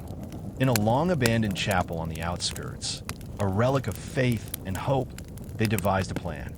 The survivors believed that the only way to reinforce the bonds of redemption was to invoke the collective memory and strength of the community. They resolved to hold a candlelit vigil, a ritual of unity and remembrance, to counteract the encroaching darkness. That night, as thunder rumbled across the heavens and flashes of lightning illuminated the deserted streets, the group led a solemn procession through the town. Lanterns and candles flickered in the wind, casting dancing shadows on crumbling walls and empty doorways. Their voices rose together in a hymn, a desperate, unifying melody that bridged the gap between past pain and present hope. In the midst of the tempest, the very air seemed to shudder as if the boundaries between worlds were straining. The survivors could feel it, the pulse of an ancient, relentless force gathering strength with every passing moment. The mirror's haunting words echoed in their minds. The bonds are fragile, and the light you carry is not everlasting. Now, faced with a tangible manifestation of that threat, they knew the final confrontation was imminent. In that raw, electric moment, as the storm raged and nature itself bowed to an otherworldly power, the survivors stood together. Their resolve, born from loss and hardened by shared struggle, glowed like a beacon amid the chaos. Though the darkness threatened to overrun the light, they believed in the power of unity, a belief that even the deepest night could be pierced by the spark of hope. The gathering storm was more than a meteorological fury. It was the culmination of centuries of sorrow, fear, and unhealed wounds. and as the survivors braced themselves for what lay ahead, they vowed to protect the fragile light within them. In a clash between shadow and radiance, they would stand as guardians against the relentless tide of darkness, determined that the legacy of redemption would not be forgotten. Thunder roared like an ancient beast as the storm reached its zenith. Rain battered the city in relentless sheets, each droplet echoing the fury of forgotten sorrows. Beneath the vaulted arches of the abandoned chapel, where the survivors had gathered in defiant unity, the candlelit vigil flickered wildly in the gusting wind. Inside the chapel, the atmosphere was electric with anticipation and dread. Mia, Alex, Sam, and Jordan stood at the forefront, their faces lit by the wavering glow of hundreds of small flames. Around them, townsfolk, drawn by a force they couldn't name, huddled together in silent determination. The sacred space, once a sanctuary of hope, now pulsed with the raw energy of an impending clash between light and shadow. Alex's eyes, usually so steady, darted between the storm-ravaged stained glass windows and the altar where relics from Ashford Asylum had been placed. "It's beginning," he murmured, his voice barely audible over the howling wind. His words mingled with the low, resonant hum of the building, a sound that seemed to vibrate from the very stones beneath their feet. Sam unfurled a brittle, time-worn scroll and read aloud the incantations they had painstakingly gathered from ancient texts and the whispered lore of the elders. His voice, firm yet laced with uncertainty, filled the chapel as each syllable resonated with power. The collective chorus of prayers and incantations wove together into a tapestry of hope, a unified plea to hold back the encroaching darkness. At that moment, the chapel's heavy doors burst open, revealing a flash of spectral lightning that illuminated the swirling darkness beyond. In that blinding light, ghostly figures, faces contorted in anguish and defiance, materialized along the outer edges of the sanctuary. Their mournful wails rose in a discordant symphony, a stark reminder of the curse that had long threatened to shatter the fragile bonds of redemption. Mia's heart pounded as she stepped forward, her voice rising above the tumult. "We stand together, united by hope and the light within us," she declared, her tone resonating with a determined clarity. At her call, the candles seemed to burn brighter, their flames unyielding in the tempest's fury. Outside, the storm intensified. The earth trembled beneath the onslaught of nature's wrath, and each lightning strike revealed ephemeral shadows dancing on the chapel's walls. With every flash, the spectral doctor's somber visage appeared, his eyes full of both sorrow and warning. In that fleeting moment, his voice seemed to echo, "Remember, the bonds are fragile. Only unity can keep the darkness at bay." As the incantation swelled to a fevered pitch, the assembled crowd's collective energy surged. A palpable force radiated from the chapel, a shimmering barrier of light that pushed against the invasive darkness clawing at its edges. The spectral figures writhed as if caught in an unseen current, their anguished cries slowly subsiding into a dissonant hum. For a moment, time seemed to hold its breath. The chapel, the storm, and the souls gathered within became one entity, a testament to the unyielding power of hope in the face of despair. Yet even as the dark tendrils receded, an undercurrent of tension remained, a silent promise that the battle was far from over. In the final throes of the tempest, the survivors locked eyes, each understanding that their victory tonight was but a reprieve. The storm's embrace had been a crucible, a test of their collective spirit. And while the barrier of light held firm for now, the echo of the mirror's warning lingered. The darkness would always be waiting for the moment when their light might falter. As the first rays of a tentative dawn began to pierce the shattered night, the survivors emerged from the chapel, weary yet resolute. Their steps carried them forward into an uncertain future, burdened by the knowledge that the cycle of shadow and light was eternal. In that delicate balance, They found both their strength and their curse, a reminder that while hope might kindle a brief respite, the echoes of ancient sorrow would forever haunt the edges of their world. The storm clenched its fury in the sky above, but the winds had softened, and the relentless rain had slowed to a light drizzle. The survivors stood in the flooded, battered clearing before the chapel as the horizon began to turn from inky black to bruised violet. The first rays of dawn, now more hesitant than triumphant, cast a pale glow over the landscape, still heavy with the recent chaos. Mia clutched her coat tightly, the fabric clinging to her form as she stared at the chapel silently. Despite the great upheaval around them, the profound strangeness of the silence that had followed the storm unsettled her.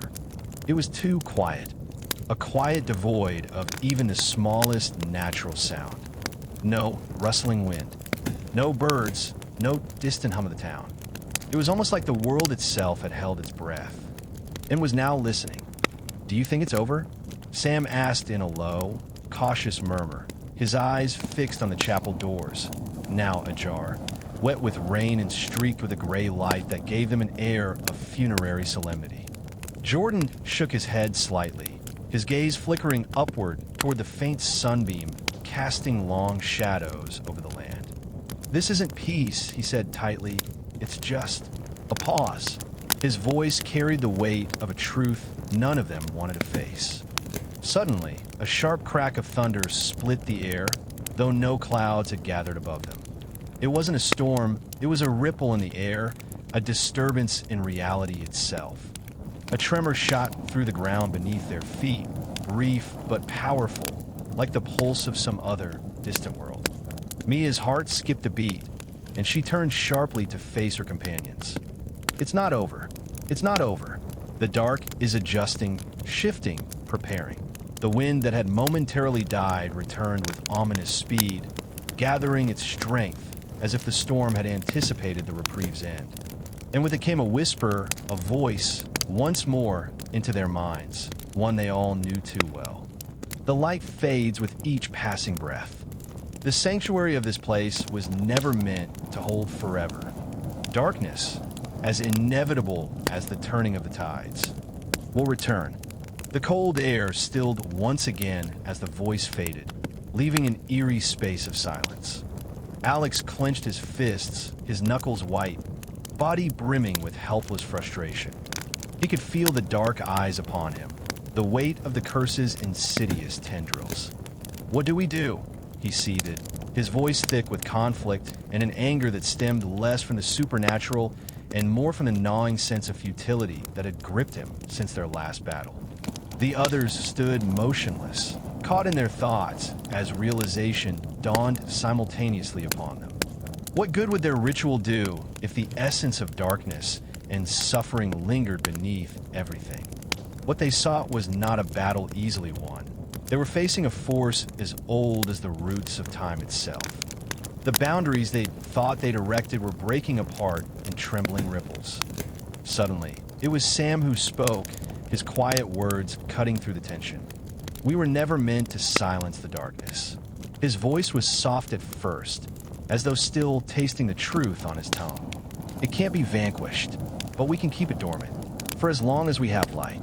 The others turned toward him, Sam looking up toward them with something rare in his eyes. Hope, born with severe understanding. Each moment we live, each day we make that choice, is the rebellion. The darkness feeds off despair. We've protected the world from it before, and if we can maintain this flame, I believe we can do it again. Jordan's eyes flickered with doubt, but something in Sam's words settled deep within, an echo of possibility. The past may still linger, its horrors may never truly release them, but their victory had been in their endurance and togetherness. In choosing perpetually every single breath until the final rise of the darkest days. Mia glanced around at her friends, pushing past the numbness settling in her chest, and feeling, just now, the smallest stirring warmth returning. "We stand ready," Alex continued, voice unwavering. Despite the shadows that ran through their skin, None of them could relinquish their fury for the suffering that would not relent. In every act of kindness, every spark of light defied the dark. At that moment, they felt it a flicker, each one of them, a heartbeat of warmth that crested through their veins, through the world, despite threats lurking in unseen places. Mia forced out a breath, pushing every doubt to the back of her mind. "Let's get ready," she stated firmly. And so, together, at the edge of an endless world of dusk, they vowed to guard what light they held, knowing what deep echoes of despair had once tested them and what might return if they didn't stand. They would never believe that it had been the end, not when the darkness sought them each with open hands. Darkness was always in waiting, but for now, they had the power of their humanity.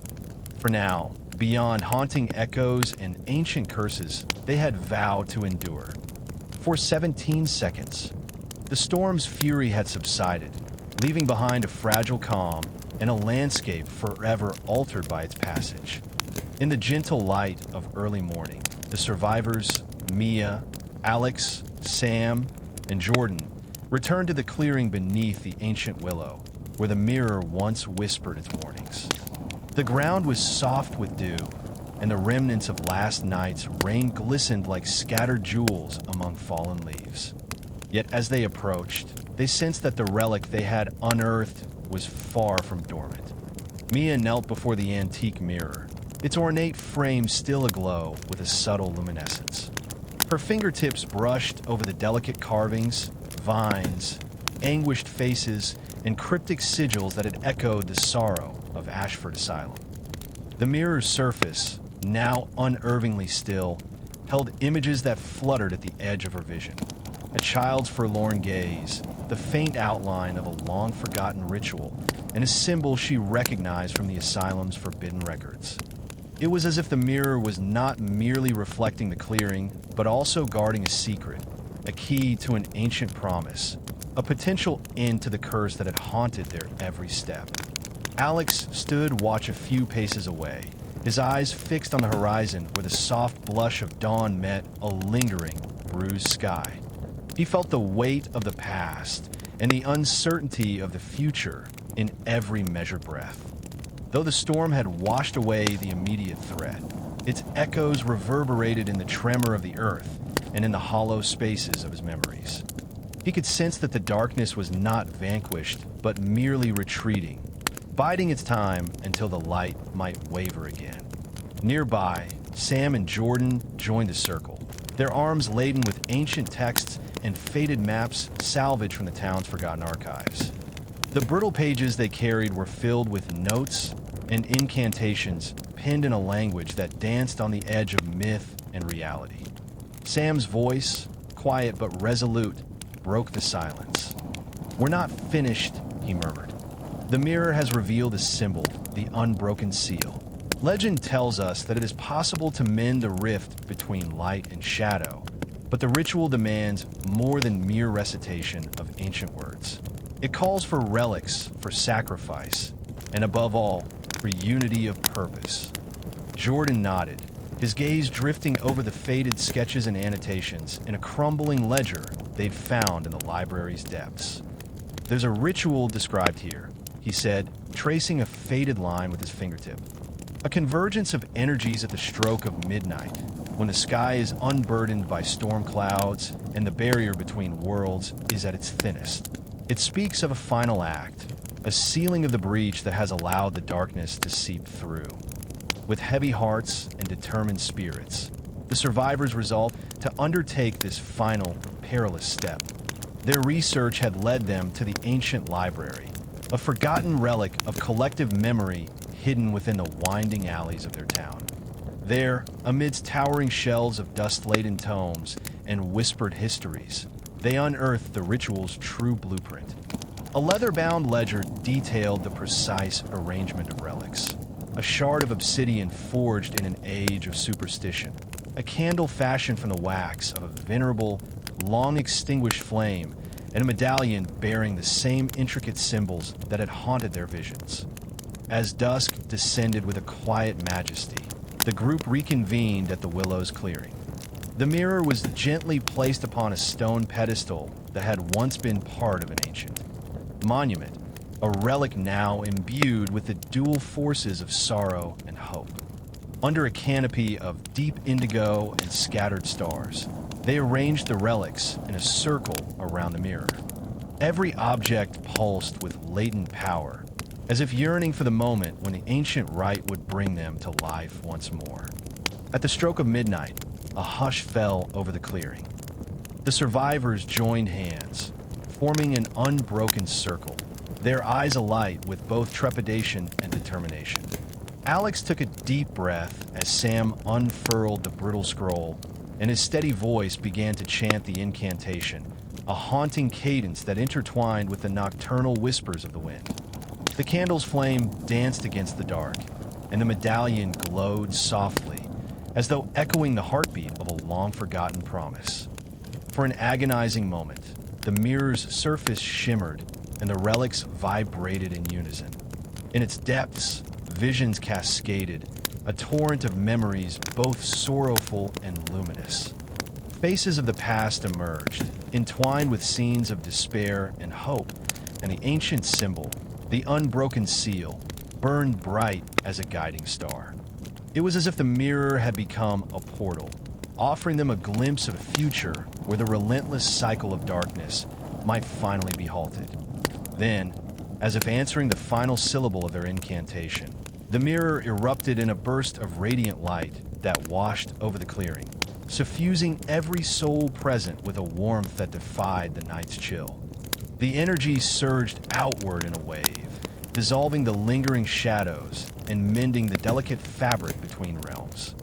Yet even as the light receded, a profound silence settled, a pause pregnant with both victory and a lingering, unspoken warning. Mia's voice trembled as she broke the silence. "We have sealed the breach, for now," she said softly, her eyes meeting those of her companions. "But the light is fragile, and the darkness is ever patient. It will wait for the moment when our guard falters." Alex's expression was resolute, though his gaze betrayed a deep weariness. "Then we must remain vigilant. The unbroken seal is our victory tonight, but it is not a final ending. It is a promise that we must keep through every shadow that dares to creep back." Sam and Jordan exchanged solemn glances, each silently acknowledging the unending struggle that lay ahead. The ritual had mended the rift for now, binding the curse within a fragile, luminous barrier, yet the echo of the ancient threat would forever remain a part of their lives. As the first blush of dawn began to break over the horizon, the survivors gathered their relics and stepped away from the clearing. The mirror, its surface now calm and inscrutable, remained as a sentinel, a quiet testament to the eternal dance between light and shadow. In that silent moment, beneath a sky promising both hope and peril, they vowed to continue their vigil, to guard the fragile light within themselves, and to face the inevitable return of darkness with unwavering courage. The tale of the unbroken seal was not one of absolute victory, but of constant, brave defiance, a living reminder that while the darkness may forever linger at the edges, it is the unity of those who cherish the light that keeps it at bay. And so, with hearts both heavy and hopeful, they stepped forward into a new day, ready to write the next chapter in their eternal struggle against the encroaching shadows. In the months following the unbroken seal, life took on a cautious rhythm, a delicate balance between everyday routine and the ever-present whisper of a darker past. The survivors, Mia, Alex, Sam, and Jordan, had resumed their lives, yet the shadows of that fateful night never fully receded. They carried with them a constant, quiet vigilance, as if expecting the darkness to test the limits of their resolve at any moment. Mia often found herself alone in the quiet hours of the night, the soft glow of her bedside lamp dancing across her walls. In the mirror's reflection, she would sometimes glimpse a fleeting image, a subtle distortion that seemed to echo the spectral warnings of the mirror beneath the willow. It was as if the remnants of the curse still stirred, waiting for a lapse in their guard. One crisp autumn evening, Alex felt a pull he could no longer ignore. Drawn by an inexplicable urge, he ventured back to the clearing beneath the ancient willow, the same clearing where, beneath starlight and whispered incantations, they had forged the unbroken seal. The tree's gnarled branches swayed in a gentle breeze, and the soft carpet of fallen leaves crunched underfoot as he approached the stone pedestal that once cradled the mirror. There, to his surprise, Sam and Jordan had already gathered. Sam's usually steady hands now trembled as he examined the relics they'd safeguarded. The obsidian shard, the candle from the ancient flame, and the medallion adorned with cryptic sigils. Their once vibrant glow had begun to waver ever so slightly, a subtle sign that the barrier between light and shadow might be fraying. "It's as if the echo of our ritual is calling us back," Sam murmured, his voice a blend of wonder and apprehension. Jordan, thumbing through his leather-bound journal filled with archaic lore and meticulous annotations, recited softly, "The ancient texts warned us. The unbroken seal is not a permanent reprieve, but a lull before the next storm." The weight of those words settled heavily among them. Despite the peace that had followed their last gathering, the survivors now understood that their battle was far from over. The seal was a fragile promise, a temporary reprieve in an endless cycle of light and shadow. That night, beneath a tapestry of glittering stars, the group reconvened in the clearing. Together, they relit their candles and arranged the relics in the familiar circle around the mirror now set upon the stone pedestal. With solemn determination, they began their vigil once more, a ritual of remembrance, resilience, and renewal. Their voices merged in a soft, harmonious incantation, a prayer to fortify the barrier they had so painstakingly forged. Mia's eyes shone with quiet resolve as she spoke. "We have come so far, and though the darkness may whisper at the edges, our unity and hope will keep its light alive. Let us guard this promise together." For hours, the incantations wove a gentle tapestry of light against the encroaching dark, their collective energy a steadfast bulwark against the unknown. As the night deepened, the wind calmed, and a serene hush descended over the clearing, each survivor felt a renewed pledge in their hearts, a commitment to stand ever vigilant, no matter how faint the light might seem against the vast expanse of shadow. In that moment, beneath the ancient willow, they understood that their journey was an eternal dance, a ceaseless interplay between hope and despair, where every small victory was a step toward a future yet unwritten. The echoes of the past were undeniable, but so too was the promise of tomorrow, carried within the unyielding flame of their collective courage. And as dawn's gentle light crept over the horizon, the survivors parted ways for the night, each stepping forward with the knowledge that while the darkness might one day rise again, they would be ready, bound together by the unbroken promise of light, forever watching, forever guarding. As dusk settled over the clearing beneath the ancient willow, an uneasy silence enveloped the survivors. The relics, the obsidian shard, the ancient candle, and the sigil-etched medallion began to pulse with a restless light. Even the mirror, long a stoic sentinel in their battle, now rippled with unsettling distortions, as if the barrier between worlds were straining under an unseen pressure. Mia stepped forward, drawn by a mixture of dread and determination. In the mirror's shimmering surface, fragmented images emerged, a realm of unending darkness, twisted and chaotic, and a shadowed figure looming at the threshold, a harbinger of something long dormant and now awakening. Her heart pounded as the spectral doctor's familiar visage reappeared, but this time his eyes brimmed with worry. The seal trembles. A new force stirs in the depths of the veil. Your unity must be stronger yet, or the darkness will spill forth. A sudden gust of wind whipped through the clearing, scattering leaves and sending a shiver down Alex's spine. The relic's glow dimmed and then flared erratically, as though protesting the breach that threatened the fragile barrier they had so painstakingly forged. Sam and Jordan exchanged anxious looks, recalling a cryptic margin note from their leather-bound ledger. At the moment when twilight wanes and the barrier is thinnest, the incantation must be renewed. Only the unyielding light of united hearts can mend the fracture. With no time to lose, the survivors gathered once more in a tight circle. The mirror's surface roiled, dark tendrils of shadow creeping outward like living ink. As the wind howled and the ground beneath their feet trembled, Mia's hand brushed against the cool obsidian shard, sparking a flicker of pale light that danced along the medallion's intricate carvings.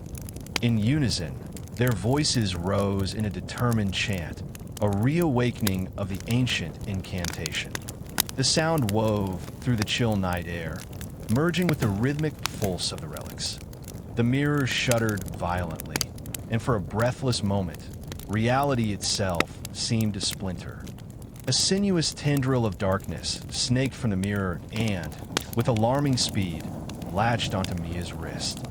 Her cry of shock was met by Alex's swift, desperate grasp as he pulled her back from the abyss. The dark tendril writhed, testing their resolve, but the survivors, bound by a unity forged through hardship, clasped hands and tightened their circle.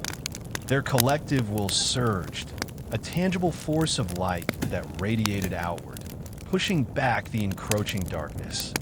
The relics flared in unison, their light intensifying until the very air around them vibrated with raw energy. Then, in a crescendo of sound and light, the mirror erupted in a brilliant burst. For long, suspended seconds, the clearing was bathed in a radiance that swallowed every shadow, every hint of despair. As the light slowly faded, the mirror's surface stilled, reflecting back only the serene night sky and the steadfast faces of the survivors. Breathless and shaken, they exchanged glances heavy with the unspoken truth. The veil had been fractured, but together they had mended it once more. The dark force receded into the depths from whence it came, its threat momentarily quelled by their united courage. Yet even as relief washed over them, a lingering awareness took root. The battle against the encroaching darkness was eternal, a cycle of challenge and renewal, where each victory was but a pause before the next test of their resolve. Under the watchful boughs of the ancient willow, the survivors silently vowed to remain ever vigilant. They knew the darkness would one day seek to break through again, and when it did, they would be ready, bound by their unyielding unity and the light they carried within their hearts. With dawn on the horizon, they stepped away from the clearing, their spirits tempered by the trial. The mirror remained behind them, now calm and inscrutable, a lasting testament to the delicate balance between light and shadow, and to the enduring power of hope in the face of eternal night. In the wake of that tumultuous night, as the first light of a tentative dawn painted the sky in soft hues of rose and lavender, the survivors gathered once again beneath the ancient willow. The clearing, still marked by the lingering residue of last night's ritual, bore silent testimony to the fragility and the strength of the barrier they had fought so fiercely to mend. Mia stood by the weathered stone pedestal, her fingers tracing the cool contours of the mirror's frame. Though its surface now lay calm and inscrutable, she could almost feel its hidden whispers, echoes of warnings and promises intermingled. Beside her, Alex's gaze was fixed on the horizon, where the interplay of light and shadow suggested that every new day held both hope and the potential for unforeseen trials. Sam and Jordan had unrolled a fresh parchment, the edges stained with the dew of morning. On it, in careful, looping script, they had begun to record the covenant they had forged with the forces of darkness and light. Their words were not merely an account of events, but a solemn pledge, a commitment to guard the delicate balance, to honor the sacrifices made, and to remain ever vigilant against the encroaching shadows. Alex's voice broke the quiet as he spoke, his tone resolute yet laced with the weight of their shared burden. We have witnessed the fury of the darkness and felt its cold grip. But tonight, as the storm recedes, we stand together with hearts united. We will be the guardians of this covenant, a living reminder that hope endures even in the face of relentless night. Mia nodded, her eyes glistening with both determination and sorrow. Our bond, forged in the crucible of despair and lit by the spark of our unity, is our greatest strength. We must record not only our triumphs, but also our doubts and fears. They are part of the story we must share with those who come after us. Sam's hand trembled slightly as he added to the ledger, inscribing words that seemed to bridge the ancient past with the uncertain future. The unbroken seal is not the end, but a promise that every generation will stand against the tide of darkness. Let this covenant be our beacon, a record of our resolve to pass on the light, no matter how many nights we must endure. Jordan, his voice steady despite the lingering echoes of dread, looked each of them in the eye. We have seen what happens when the darkness is allowed to roam free. The pain, the loss, the unending sorrow. But together, we have mended the breach. Our unity is our shield. We must continue this vigil, not just for ourselves, but for every soul that has suffered in silence. In that moment, as they sealed their covenant with a quiet circle of hands and hearts, the clearing itself seemed to exhale, a soft, almost imperceptible sigh of relief mingled with the promise of vigilance. The ancient willow, its gnarled branches swaying gently in the breeze, appeared to bow in acknowledgement of their resolve, its leaves whispering secrets of ages past and future hopes. As the day unfurled, the survivors dispersed to resume their lives, each carrying within them the weight of their oath. Yet they were not alone. The covenant was a living document, its words inscribed not only in parchment, but in the hearts of all who had witnessed the struggle. Their resolve was a spark, a beacon to be nurtured and passed on, a testament that even when darkness casts its longest shadow, the light of unity and hope can shine ever brighter.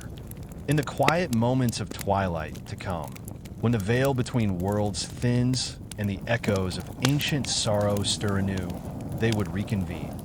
Their promise, their new covenant, would be their guide, a constant reminder that the battle between light and shadow is eternal, and that as long as they remained united, no darkness could ever truly extinguish the light within their souls.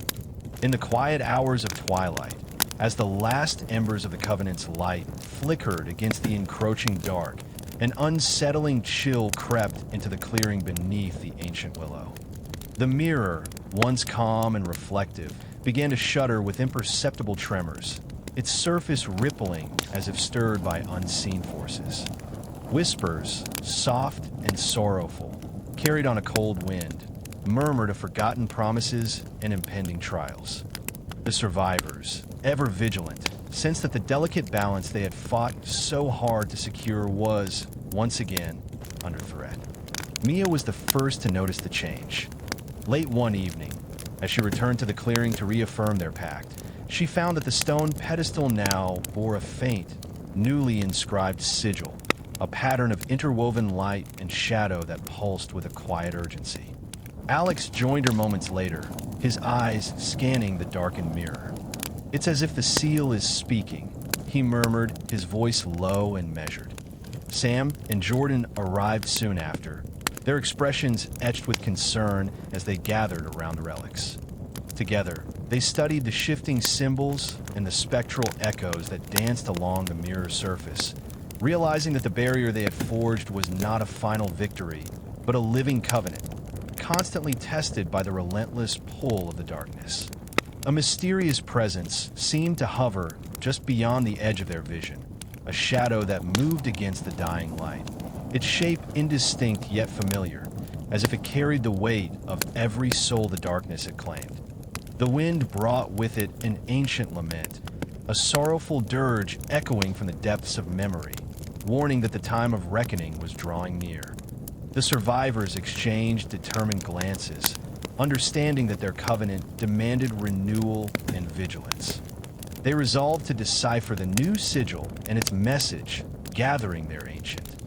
texts and relics for one final confrontation with the echo of shadows. In that tense moment, beneath the watchful boughs of the ancient willow, they vowed once more to guard the fragile light within their hearts, even as the darkness stirred anew, hungry for the moment when their unity might falter. The air in the clearing grew thick, heavy with an unseen force pressing against the veil of reality. The sigil carved into the stone pedestal pulsed in slow, rhythmic waves, each flicker of light accompanied by the faintest whisper, words too distant to understand yet too insistent to ignore. Mia traced the sigil with her fingertips, feeling a strange warmth beneath her touch. It was unlike anything they had encountered before, a force neither wholly dark nor light. "This isn't just a warning," she murmured, her voice barely above a whisper. "It's a message." Jordan flipped through the leather-bound journal, his fingers skimming across the fragile pages of ancient inscriptions. He stopped at a passage he hadn't noticed before, his eyes narrowing. "Here," he said, pointing to the delicate scrawl of ink. "It speaks of a cycle, not just of sealing the darkness away, but of something deeper. A choice." Alex leaned in, his jaw tightening. "What kind of choice?" Jordan swallowed hard before reading aloud. "When the seal trembles, when the light falters, the covenant must be renewed. Yet beware, for the balance is not eternal. In time, the guardians must decide to become the keepers, or the sacrifice." The words sent a shiver through them all. Sam was the first to break the silence. "You're saying we might have to choose between staying here forever watching over the seal, or..." His voice trailed off, unable to finish the thought. "Or offering something more," Mia completed, her throat dry. For the first time, the weight of their actions settled upon them with full force. The unbroken seal had not just bound the darkness, it had bound them to it. They had believed they were merely watchers, but they were part of the cycle now, tied to the fate of the world in a way none of them had anticipated. The wind howled through the clearing, rustling the branches of the ancient willow like whispered laughter. The mirror's surface darkened once more, rippling like a disturbed pool of water. And this time, the shadow within took form. It was not the doctor, nor was it the countless spirits they had seen before. It was them. Reflected in the mirror were four figures, identical in form, yet somehow wrong, their eyes hollow, their bodies shifting like smoke. They stood still, unblinking, watching their real-world counterparts with an eerie, knowing gaze. Then in one voice, soft, echoing, and chillingly familiar, the reflection spoke. "You cannot run from the cycle. The storm is coming." The clearing erupted in a gust of wind so fierce that the relics scattered, the sigil on the pedestal flaring with blinding light. Mia staggered back, shielding her eyes, as the presence in the mirror twisted and blurred, vanishing into the void. When the light finally dimmed, the clearing was still once more. But the message had been clear. The storm was coming, and this time, there would be no turning back. In the cold aftermath of the storm's fury, the clearing beneath the ancient willow lay shrouded in a heavy, uneasy mist.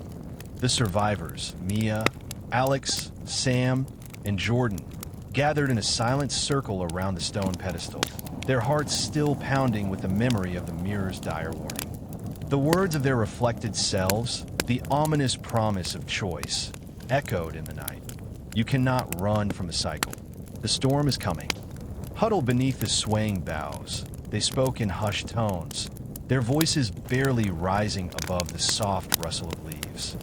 Mia, her eyes still alight with both defiance and sorrow, broke the silence. "The mirror showed us our own twisted shadows. It destroys the covenant we cannot.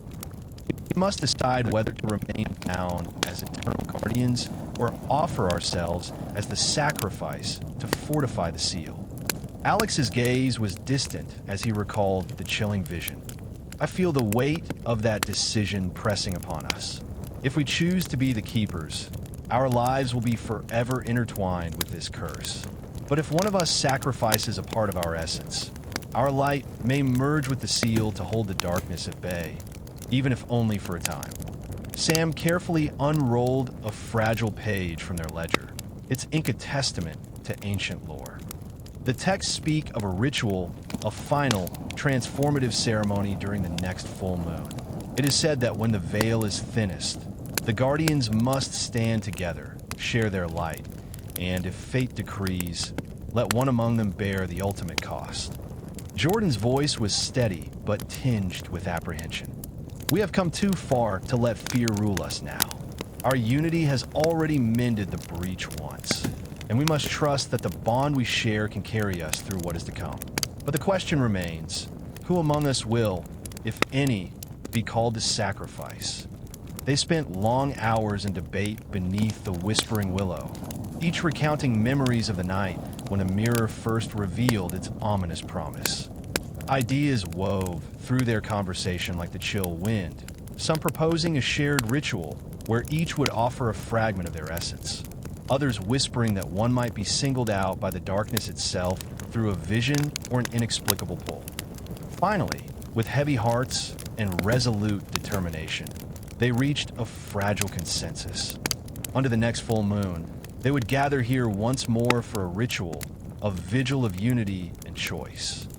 That night, they would sleep in a circle beneath the willow, hands intertwined, allowing the dark force to reveal which path was true. They believed that in the stillness of that night, the silent language of dreams would speak, either binding them as keepers of the light or designating one soul to merge with the seal, bolstering its strength against the relentless tide of darkness. As dusk turned to night, the survivors arranged the relics, obsidian shard, ancient candle, and sigil-etched medallion.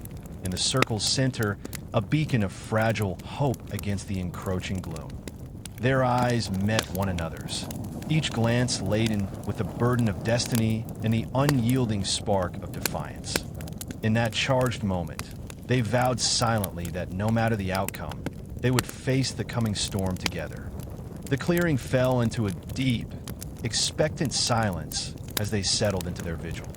The wind carried distant echoes of ancient sorrow, and the mirror's surface remained dark and inscrutable. Yet beneath the quiet, every heart beat in unison, a single, determined pulse of light defying the relentless shadow. And so, with the night deepening and the full moon poised to crown the sky, the Guardians braced themselves at the very edge of destiny. Their covenant was not yet complete. The next chapter of their struggle lay ahead, shrouded in uncertainty and illuminated by the hope of their shared resolve. As the full moon ascended in its silver majesty, the clearing beneath the ancient willow transformed into a stage of solemn destiny. The Guardians, Mia, Alex, Sam, and Jordan, had long since fallen into a deep, collective sleep, their circle complete beneath the gentle glow of scattered candles. At the center, the relics lay in silent vigil. The obsidian shard, the ancient candle, and the medallion etched with cryptic sigils, each pulsing faintly in time with their heartbeats. In the realm of dreams, each guardian found themselves wandering a surreal landscape woven from memory and myth. Mia traversed corridors lined with the faces of those long lost, their silent pleas merging with the soft echoes of the past. Alex soared above turbulent skies, his inner voice murmuring a prophecy of sacrifice and renewal. Sam and Jordan, their minds intertwined, beheld a vision of relics aflame with radiant energy, and in the midst of the blazing light, a single, indistinct figure stood apart. Although shrouded in mist, that figure radiated both sorrow and resolute calm, stirring something deep within them. As the full moon reached its zenith, the clearing pulsed with a tangible energy. One by one, the guardians stirred, roused by an inexorable inner call. Drawn back into the waking world, they gathered around the relics, their eyes fixed on the mirror that had witnessed countless nights of their struggle. Slowly, its surface began to ripple and shimmer, a silent herald of the approaching judgment. Before their eyes, the mirror's surface coalesced into a single, compelling image, a swirling vortex of light and shadow that gradually resolved into a face. Faint yet unmistakable, it was the face of Alex, his eyes reflecting both the agony of sacrifice and the serene acceptance of destiny. A hush fell over the circle as the mirror's ethereal voice echoed in their minds. The chosen one shall offer their light, that the seal may be renewed and the darkness held at bay until the cycle turns anew. Alex's heart thundered with the weight of this revelation. Though the burden was not one he had sought, he understood its immutable necessity. Slowly, he stepped forward, his hand trembling as it reached toward the relics. The cool obsidian, the gentle warmth of the candle, and the pulsating energy of the medallion resonated with his very soul, merging his essence with the legacy of countless guardians past. Mia, Sam, and Jordan drew near, their eyes glistening with both sorrow and fierce resolve. In that moment, they silently vowed to honor his sacrifice, not as a loss, but as a beacon that would fortify their covenant against the relentless tide of darkness. Under the full moon's argent glow, Alex closed his eyes and began the sacred incantation, a final, transformative ritual that wove his spirit into the fabric of the seal. The night trembled with raw power as radiant light burst forth, encircling him in a luminous halo. In that exultant flash, the mirror captured his sacrifice, etching his image deep within its surface as a timeless symbol of hope and renewal. When the light receded, a profound silence settled over the clearing. The guardians wept not only for the weight of the moment, but also in gratitude for the selfless act that promised to hold the darkness at bay. The covenant had been renewed and the unbroken seal fortified, yet the eternal dance between light and shadow would continue, as fragile and ceaseless as ever. At dawn, as the first gentle rays bathed the clearing in the soft blush of a new day, the survivors gathered around the mirror and relics. Though forever changed by the night's solemn judgment, they embraced the promise of tomorrow. They vowed to carry Alex's luminous legacy in their hearts, a beacon to guide future generations in the unending struggle against the encroaching dark. Thus, beneath the unwavering gaze of the full moon's judgment was passed, a covenant sealed by sacrifice, a promise renewed by unity, and a legacy of hope destined to light the path through every coming night. Dawn arrived with a quiet majesty, painting the sky in gentle hues of amber and rose.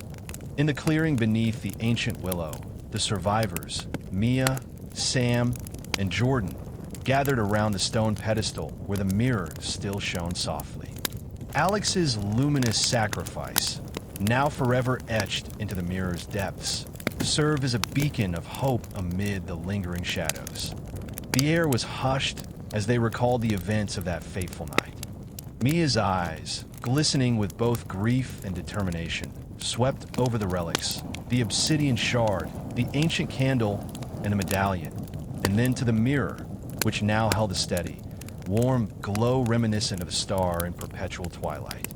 "We carry his light within us," she murmured, her voice trembling with both sorrow and resolve. "Alex's sacrifice isn't a loss. It's the foundation of our covenant." Sam, carefully turning the fragile pages of their ledger, added, "The texts speak of cycles and rebirth. Our duty is not only to guard the seal, but also to ensure that his legacy endures through us and through the generations yet to come." He traced a finger over a faded inscription that now seemed to pulse in time with his heartbeat, as if affirming their shared vow. Jordan's gaze was steady as he surveyed the clearing. "We must build a sanctuary here, a haven where future guardians can learn our ways and uphold this covenant. Our unity today is the promise that, no matter how many storms may come, the light we nurture will never be extinguished." Together, they set about planning for a future that honored both the burden and the hope of their sacred duty. Over the following days, they cleared a small patch of land near the clearing and began constructing a modest refuge, a place of learning and remembrance. Each stone laid, every whispered prayer, was a tribute to Alex's sacrifice and a promise that the eternal vigil would continue. In quiet moments, as the soft glow of dusk settled over their sanctuary, Mia would often stand before the mirror and trace the contours of its intricate frame. There, within its depths, she saw not only the sacrifice of one man, but the enduring spirit of all those who had fought against the darkness. The mirror had become more than a portal. It was a living record of their journey, a reminder that the cycle of light and shadow was eternal, and that their unity was the key to keeping the darkness at bay. As the sanctuary took shape and word of their covenant spread quietly among the people, new voices joined the call to guard the fragile boundary between hope and despair. In that sacred space, stories were shared, incantations recited, and the lessons of the past woven into the very fabric of the future. Under the boughs of the ancient willow, where every leaf whispered secrets of endurance and rebirth, the survivors, now mentors and keepers of an age-old promise, stood united. They had transformed their grief into strength, their sacrifice into legacy. And as the light of each new dawn mingled with the soft echoes of their memories, they knew that while darkness would always lurk at the edges of the world, it was their shared, unbroken covenant that would forever kindle the flame of hope. As the years gently unfurled, the sanctuary beneath the ancient willow blossomed into a haven of wisdom and renewal. The humble refuge, once a solitary outpost of guarded hope, now echoed with the voices of a new generation. Children of the town, drawn by whispered legends and the magnetic pull of mystery, arrived at the sanctuary, their eyes wide with wonder and trepidation. They were the future guardians, destined to learn the sacred covenant and to bear the weight of an age-old promise.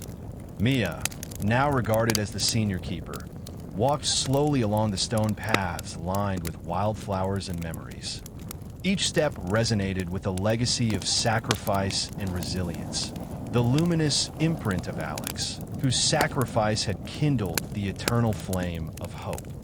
In the soft glow of dusk, she gathered the new guardians beneath the ancient willow, its gnarled branches stretching protectively overhead as if embracing every secret of the past. "Listen well," Mia began, her voice both gentle and firm. "Within these walls, within the mirror's depths, lie the lessons of light and shadow.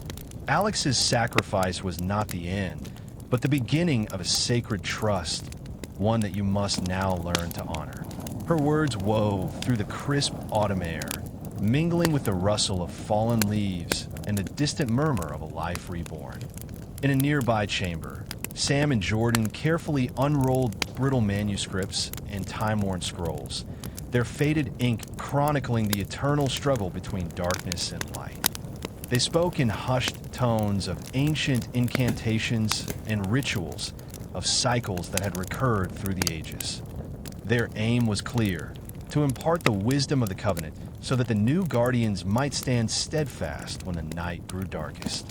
Yet, amid this atmosphere of hopeful instruction, an undercurrent of disquiet began to stir.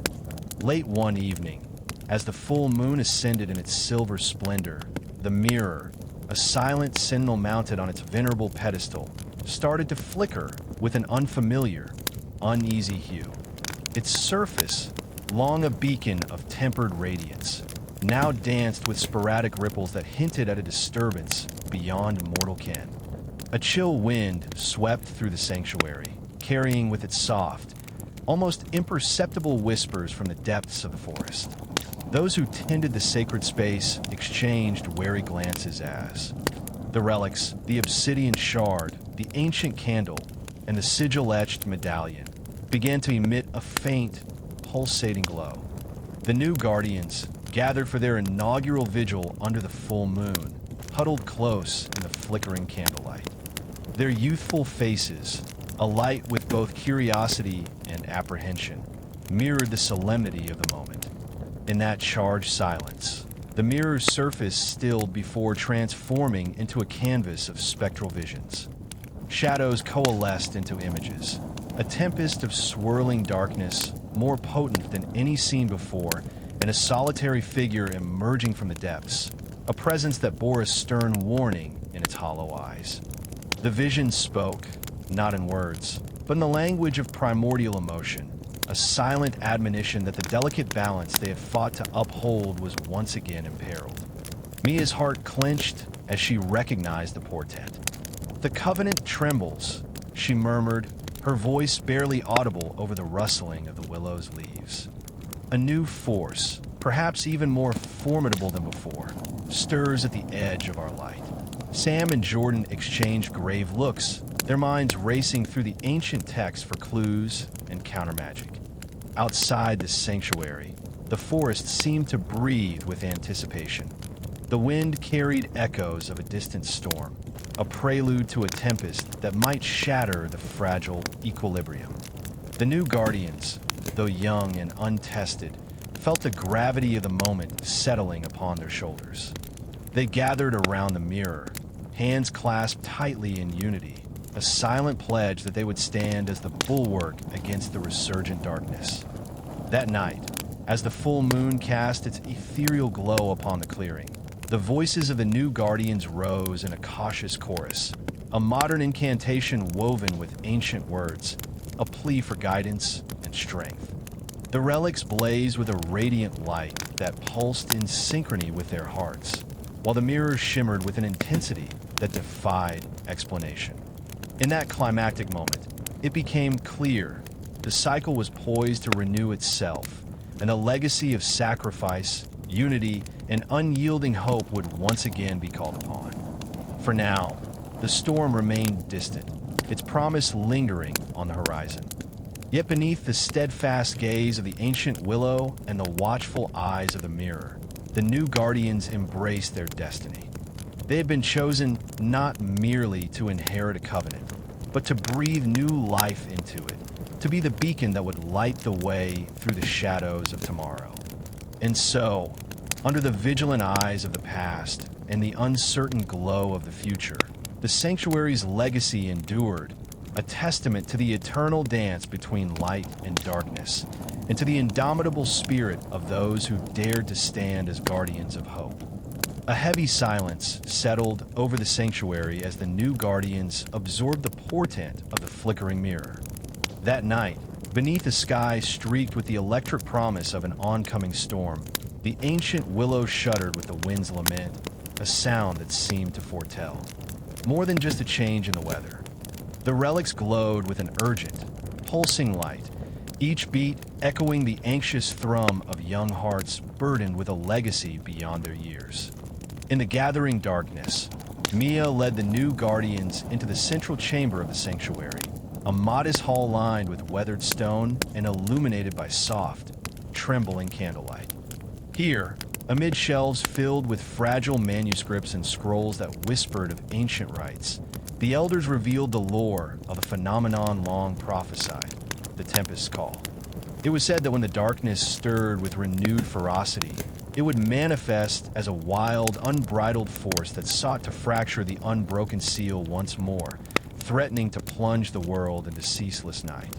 Sam's voice, steady but imbued with an undercurrent of urgency, recounted the ancient prophecy. The texts speak of a time when the veil thins so profoundly that even our most sacred wards falter. At that moment, the storm will not be of mere rain and wind, but of shadows given life, an onslaught designed to test the very resolve of our covenant. His words mingled with the soft patter of rain that began to fall outside, each droplet a tiny herald of the tempest to come. As the first true gusts of the storm rattled the sanctuary's leaded windows, Jordan unveiled a forgotten incantation from a crumbling page, its ink nearly lost to time. This ritual, he explained, is our only hope to anchor the seal anew against the onslaught. We must combine our collective will with the elemental power of nature itself, a synthesis of light and the raw fury of the tempest. The incantation promised not a banishment of the darkness, but a harmonious binding, a way to transform the imminent chaos into a reaffirmation of the covenant. Outside, the storm roared with increasing intensity. The wind whipped through the forest, bending the ancient willow almost to breaking, while flashes of lightning illuminated the sanctuary's silhouette against the roiling sky. The new guardians, their eyes wide with both fear and determination, gathered in a circle at the center of the chamber. With trembling hands, they joined those who had come before them in spirit, voices from the past that still resonated through the sacred space. Mia, standing at the heart of the circle, raised her hands and began the solemn chant of the incantation. Her voice, though soft, carried the weight of centuries, a melding of youthful hope and the deep-seated wisdom of those who had fought the darkness before. One by one, the others added their voices, forming a chorus that vibrated with the power of unity. The ancient candle's flame danced wildly, reflecting in the obsidian shard and medallion, as if drawn into a silent vortex of energy.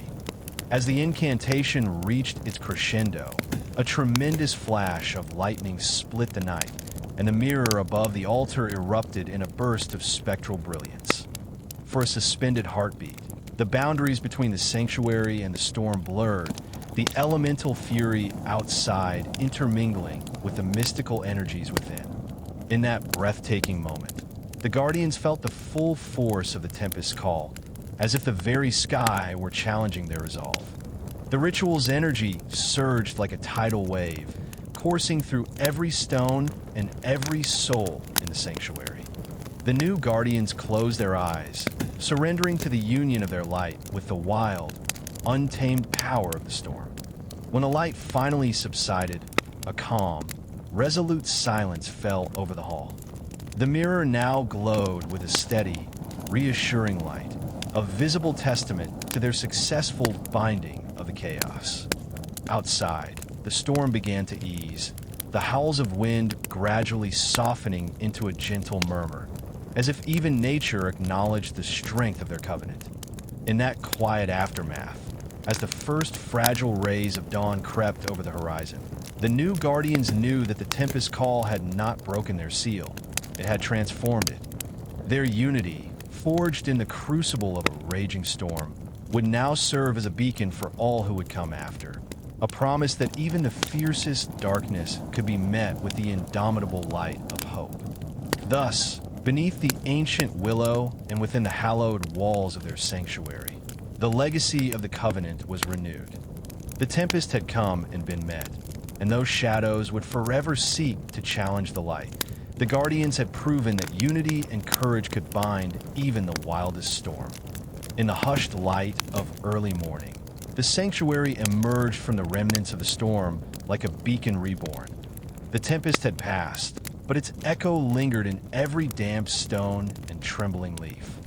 The mirror, set high upon its ancient pedestal, now shone with a calm, unwavering radiance, a silent testament to the unity and resolve of the Guardians. Mia, Sam, and Jordan gathered in the central chamber, their faces etched with both relief and a sober understanding of what lay ahead. They knew that the storm had been but one trial in an eternal cycle, a cycle in which darkness would always seek to challenge the light, and in which their covenant would be tested time and again. Alex's luminous sacrifice, forever inscribed in the mirror's depths, served as both a warning and an inspiration. His image, captured in brilliant detail during the Tempest Call, reminded them that even in the direst moments, one could kindle hope. It was now their duty to honor that legacy, ensuring that the flame of unity would never be extinguished. Outside, the sanctuary's grounds stirred with renewed life. New Guardians, young souls drawn by whispered legends and the promise of purpose, began to gather under the gentle glow of dawn. Their wide eyes reflected the wonder and responsibility that came with the gift of this ancient covenant. Under the sprawling branches of the ancient willow, they listened intently as Mia recounted the trials of the previous night, the fierce power of the storm, and the sacred incantation that had bound chaos to order. "We stand as the eternal watch," Mia declared softly, her voice imbued with both tenderness and strength. Our vigil is unending, not because the darkness is invincible, but because our commitment is the true barrier against it. Each generation must rise to protect this light, to add its own chapter to the story of hope. Sam and Jordan unrolled fresh parchments, their calligraphy a careful record of the Tempest's lessons and the wisdom of the ages. They detailed not only the rituals and relics, but also the emotions, the doubts, and the triumphs that had defined their struggle. Every word was a promise to the future, a guide for those who would one day inherit this sacred duty. As the new guardians joined the circle, the elders led a quiet ceremony of reflection. Together, they lit a series of lanterns that were placed along the winding paths of the sanctuary.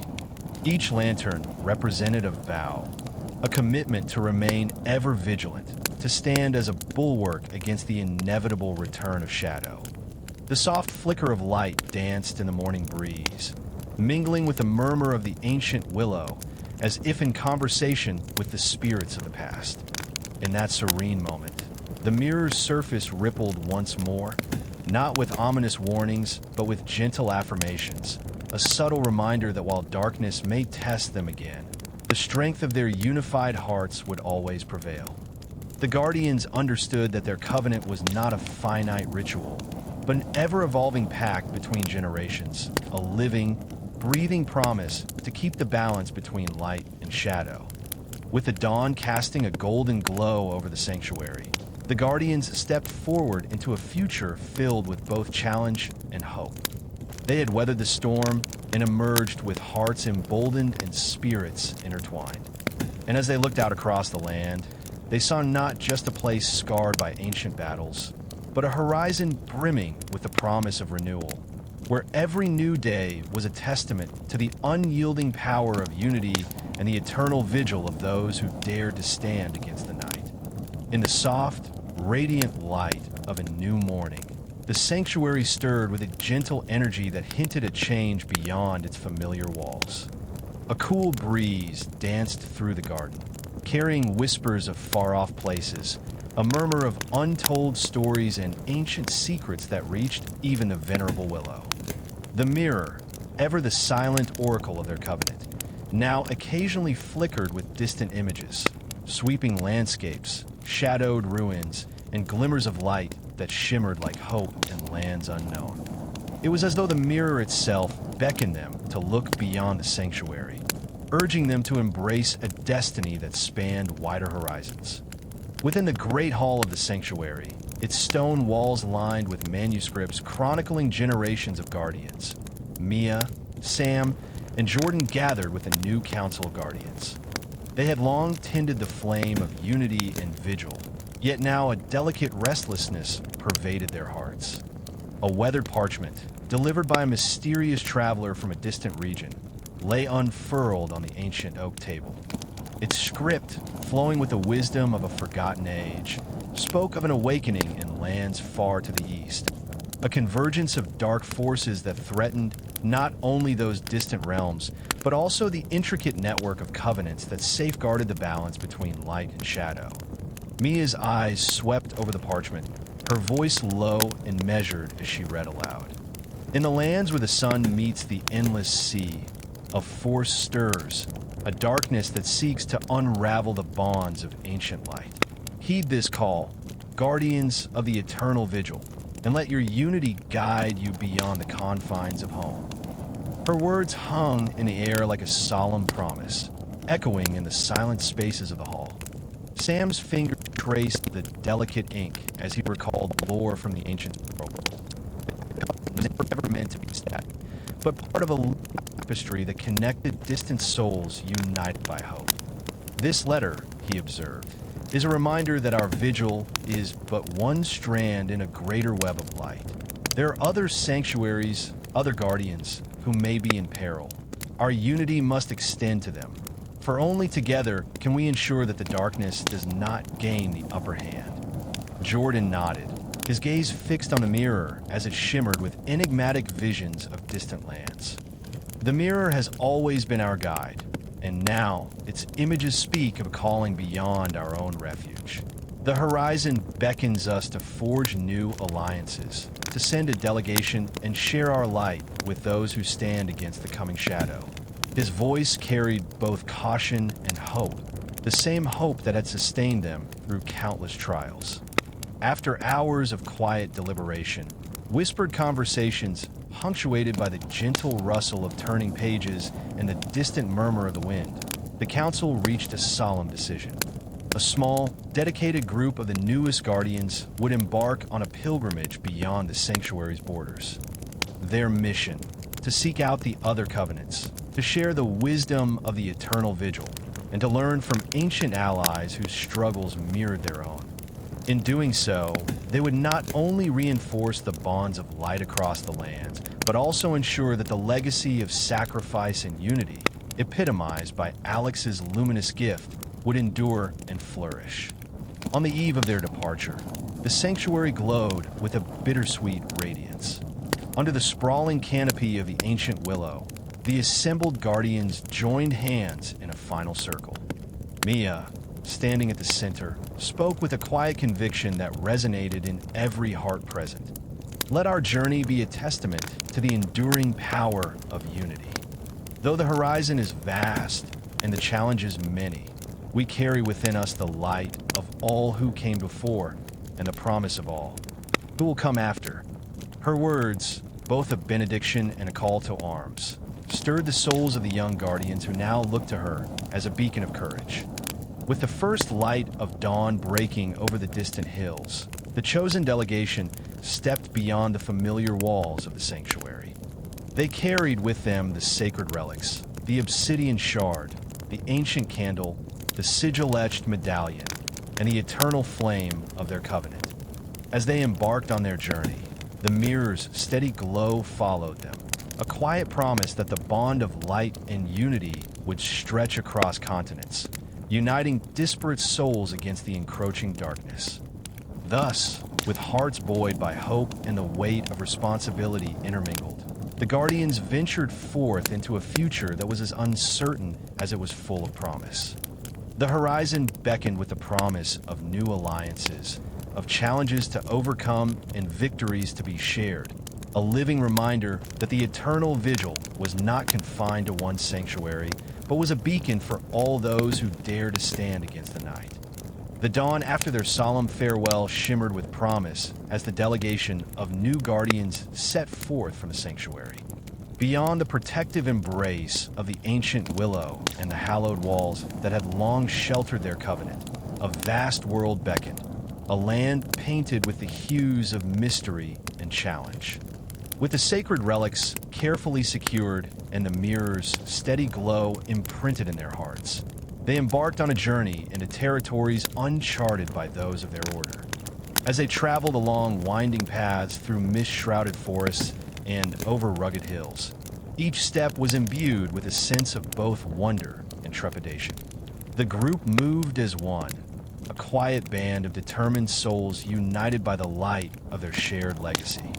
In the soft whisper of the wind and the gentle murmur of distant streams, they sensed echoes of ancient voices urging them onward, guiding them toward other sanctuaries of hope scattered across the land. Nightfall brought its own trials. Beneath a star-studded sky, the Guardians huddled around flickering campfires, recounting stories of their past struggles and sharing the wisdom of ages inscribed in their sacred texts. Their voices, low and earnest, melded with the nocturnal chorus of nature, a reminder that even in the depths of darkness, the promise of dawn was never far behind. Each tale was a pledge, an affirmation that their journey was not merely a physical passage, but a pilgrimage of the spirit, a quest to forge alliances with distant guardians and to weave their individual lights into a vast tapestry of resistance against encroaching shadows. In the days that followed, the delegation encountered landscapes both breathtaking and foreboding. Verdant valleys gave way to windswept plains where the earth itself seemed to sigh under the weight of forgotten sorrows, and towering mountains loomed like silent sentinels guarding ancient secrets. Along these rugged roads, they met travelers whose eyes held the spark of similar struggles, a hermit who guarded relics of his own, a wanderer whose voice carried prophecies of celestial alignments, and a small community that, despite hardship, had kindled a modest beacon of hope. At every turn, the Guardians exchanged quiet assurances and learned new incantations, strengthening their bond and expanding their understanding of the eternal struggle between light and darkness. With every alliance formed and every lesson shared, the echo of their covenant grew louder, a promise that transcended borders and time, uniting disparate souls in a common cause. Even as challenges emerged, mysterious figures lurking at the edge of campfire light, sudden storms that threatened to unmoor their fragile plans, the delegation pressed on, buoyed by the memory of the sanctuary and the luminous sacrifice that had once sealed their fate. The mirror's images, though distant, remained a constant reminder that their journey was part of a larger, unfolding destiny, a destiny that called for unity, courage, and an unyielding belief in the power of hope. Thus, with hearts alight with determination and eyes fixed on the distant horizon, the new Guardians continued their pilgrimage into the unknown. Their journey was not simply a quest for distant allies, but a living testament to the eternal vigil, a beacon that, no matter how dark the night, the light of unity and sacrifice would forever guide the way.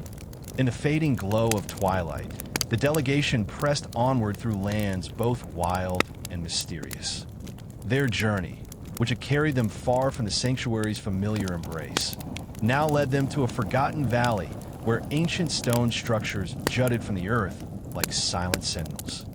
Here, the very air hummed with the resonance of old magic, a promise of both peril and possibility. As they navigated a narrow, moss-carpeted path flanked by towering cedars, the group found signs that they were not alone. Faded symbols, carved deep into weathered stone, mirrored those of their own covenant. A soft murmur of voices, barely audible over the rustling leaves, guided them toward a secluded clearing where a dilapidated temple lay half swallowed by ivy and time. There, beneath the watchful gaze of a crumbling archway, they encountered a solitary guardian draped in time-worn robes. His eyes, reflecting centuries of sorrow and resolve, met theirs with a mixture of caution and welcome. In a voice as soft as the evening breeze, yet firm with unyielding conviction, he spoke. "You who carry the eternal light, our fates are intertwined. Darkness stirs beyond these lands, a force that seeks to shatter the fragile bonds of our shared covenant. The time has come for our paths to converge." The stranger, known simply as Iron, led them through the temple's shadowed corridors where faded murals depicted epic battles between light and darkness. As he revealed the temple's storied past, a sanctuary for guardians of an ancient order much like their own, Mia and her companions felt the weight of destiny settle upon them. Here, in this hallowed space, Iron explained, lay clues to a coming calamity that threatened to overwhelm the network of sanctuaries scattered across the realm. Under a sky now streaked with the deep purples of impending night, the group gathered with Iron and a small band of local guardians. They exchanged whispered legends, shared relics of hope, and recited incantations in voices united by purpose. The mirror that had guided them from home was absent here, but in its stead stood an ancient basin filled with shimmering water, a living record of the temple's history and a portal to collective memory. In its surface, reflections of past sacrifices and future warnings danced like spectral apparitions. Jordan, ever the chronicler, carefully inscribed the convergence of these disparate souls into his leather-bound journal.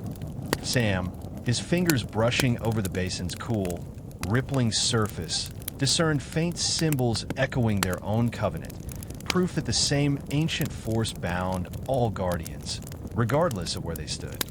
And as Alex's luminous legacy shimmered in the hearts of all present, Mia recognized that this meeting was not mere coincidence, but a vital turning point, a convergence of allies destined to fortify the network of light against the encroaching abyss.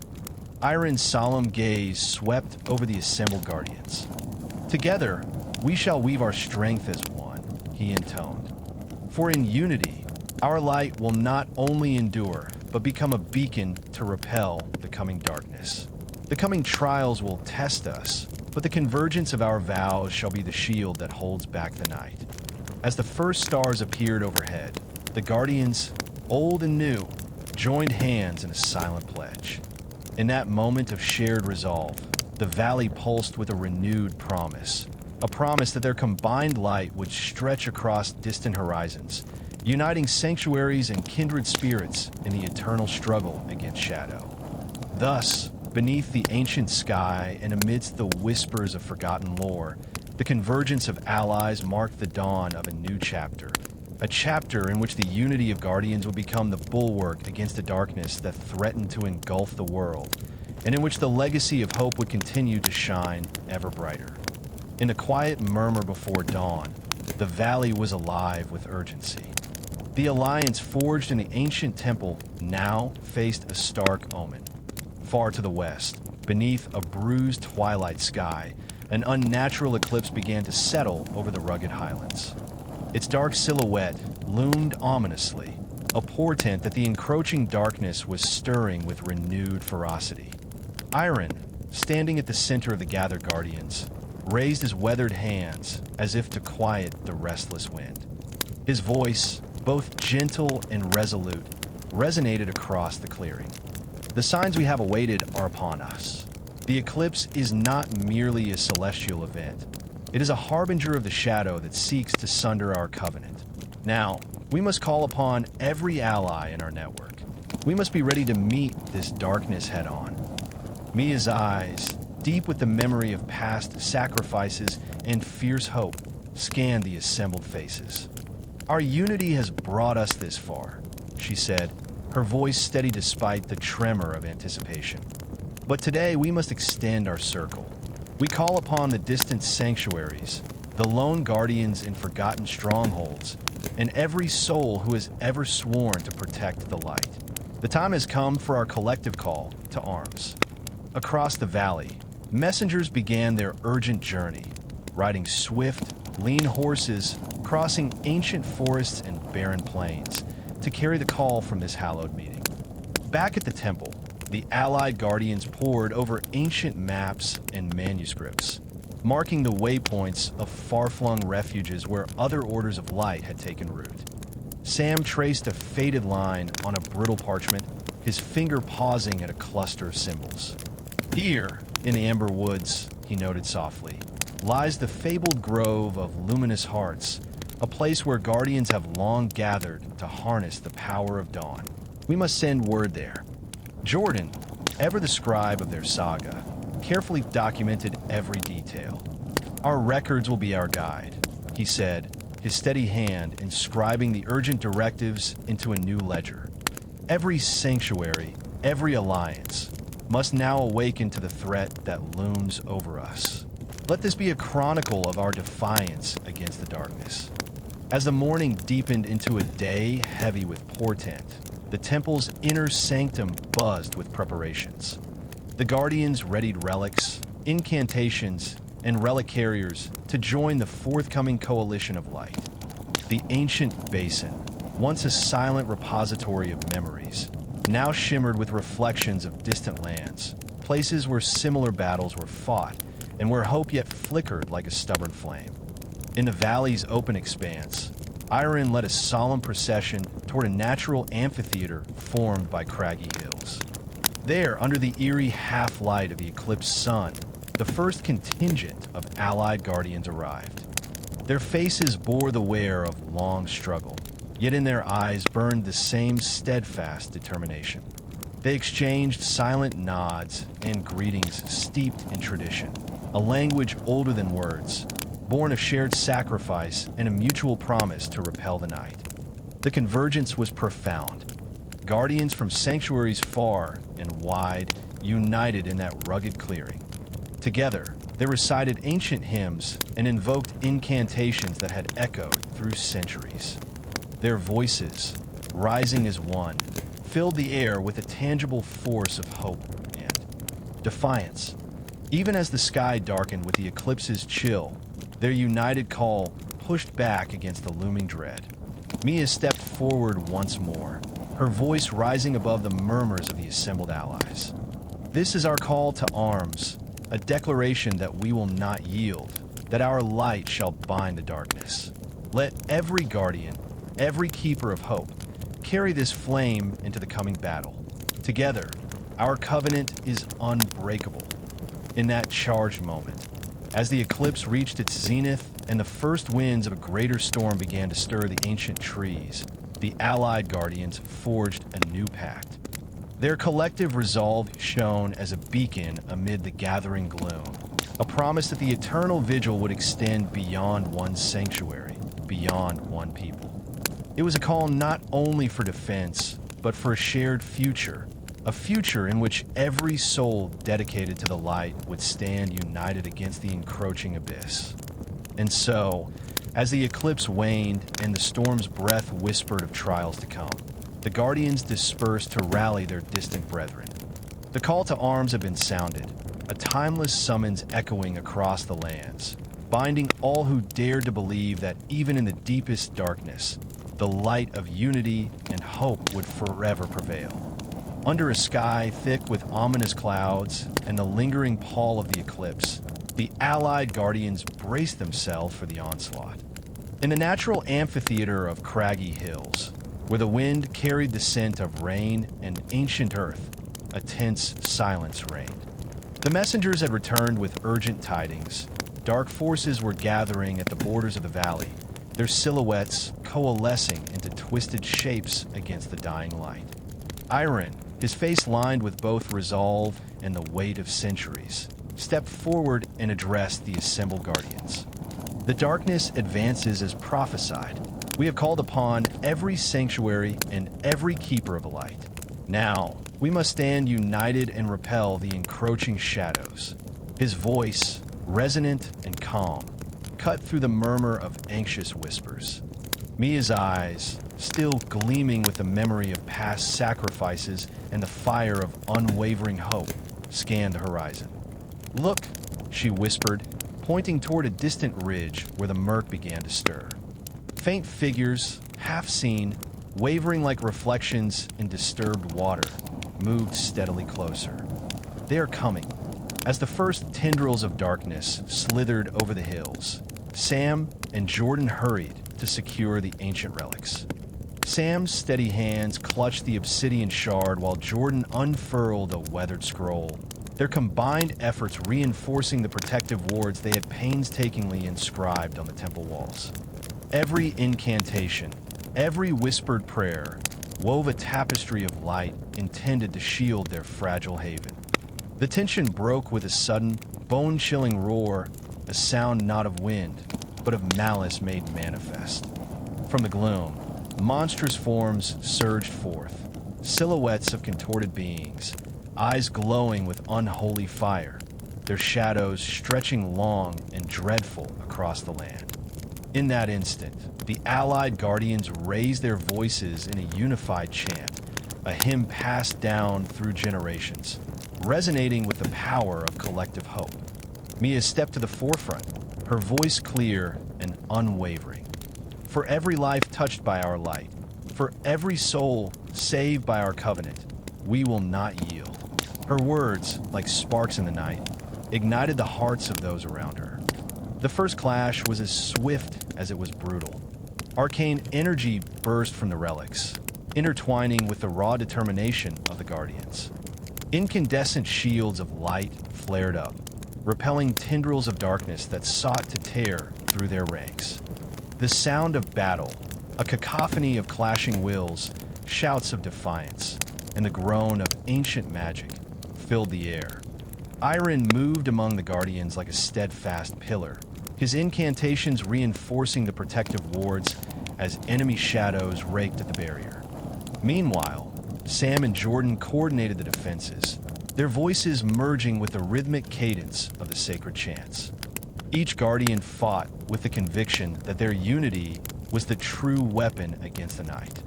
As the battle raged on, the sky above churned with a tumultuous energy. Lightning split the heavens in jagged forks, momentarily illuminating the horror of the dark forces. In those fleeting flashes, the allied guardians could see the true scale of the enemy, a relentless tide of twisted entities, driven by an insatiable hunger to extinguish the light. Though the clash was fierce and the cost of every moment immeasurable, the Guardians' collective resolve held firm. In the midst of chaos, Mia caught a glimpse of a familiar silhouette in the haze, a reminder of sacrifices past and the enduring legacy that bound them all. It was as if the light of every Guardian, every fallen hero, converged to form a radiant bulwark against the darkness. Yet, even as the first line of defense held, the night was far from won. The forces of shadow pressed in from every side, testing the strength of the wards and the unity of the allied guardians. And as dusk deepened into a foreboding night, the battle's outcome remained shrouded in uncertainty, a tumultuous struggle between the unyielding light of their covenant and the ever-encroaching tide of darkness. In that critical moment, as the allied forces clashed with the monstrous legions at the edge of dusk, the fate of the eternal vigil hung in the balance. Every heartbeat, every whispered incantation, every defiant cry of hope was a stand against the abyss. And so, with hearts aflame and souls intertwined, the Guardians fought on, undaunted in the face of night, united in the promise that even in the deepest darkness, their light would endure. Amid the clamor of clashing wills and the relentless surge of shadow, a palpable shift began to take shape on the blood-stained field. The allied Guardians, their voices hoarse yet unyielding in their united chant, sensed a stirring, a deep, resonant pulse emerging from the very heart of their relics. In that critical moment, when the enemy's monstrous ranks pressed in with overwhelming ferocity, a blinding radiance erupted from within the ancient candle and the obsidian shard. It was as though the sacrifices of the past, the light of Alex's eternal gift, and every whispered prayer of the covenant had converged into a single incandescent surge. Mia, standing at the forefront, raised her hand high.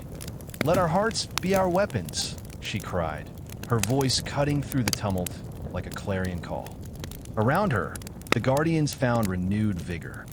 The air itself seemed to shimmer with a sudden, ethereal brilliance, a force that repelled the dark tendrils creeping at their edges. Even as monstrous forms snarled and lunged, their grotesque shadows recoiled from this radiant tide. Iron, his weathered face set in resolute determination, intoned in a voice that vibrated with ancient power. "Now is the moment when our unity transforms despair into defiance. Let the turning tide of our covenant sweep aside the night." His words echoed like a sacred incantation, imbuing each Guardian with the strength to push back against the encroaching abyss. Across the field, the allied forces surged as one.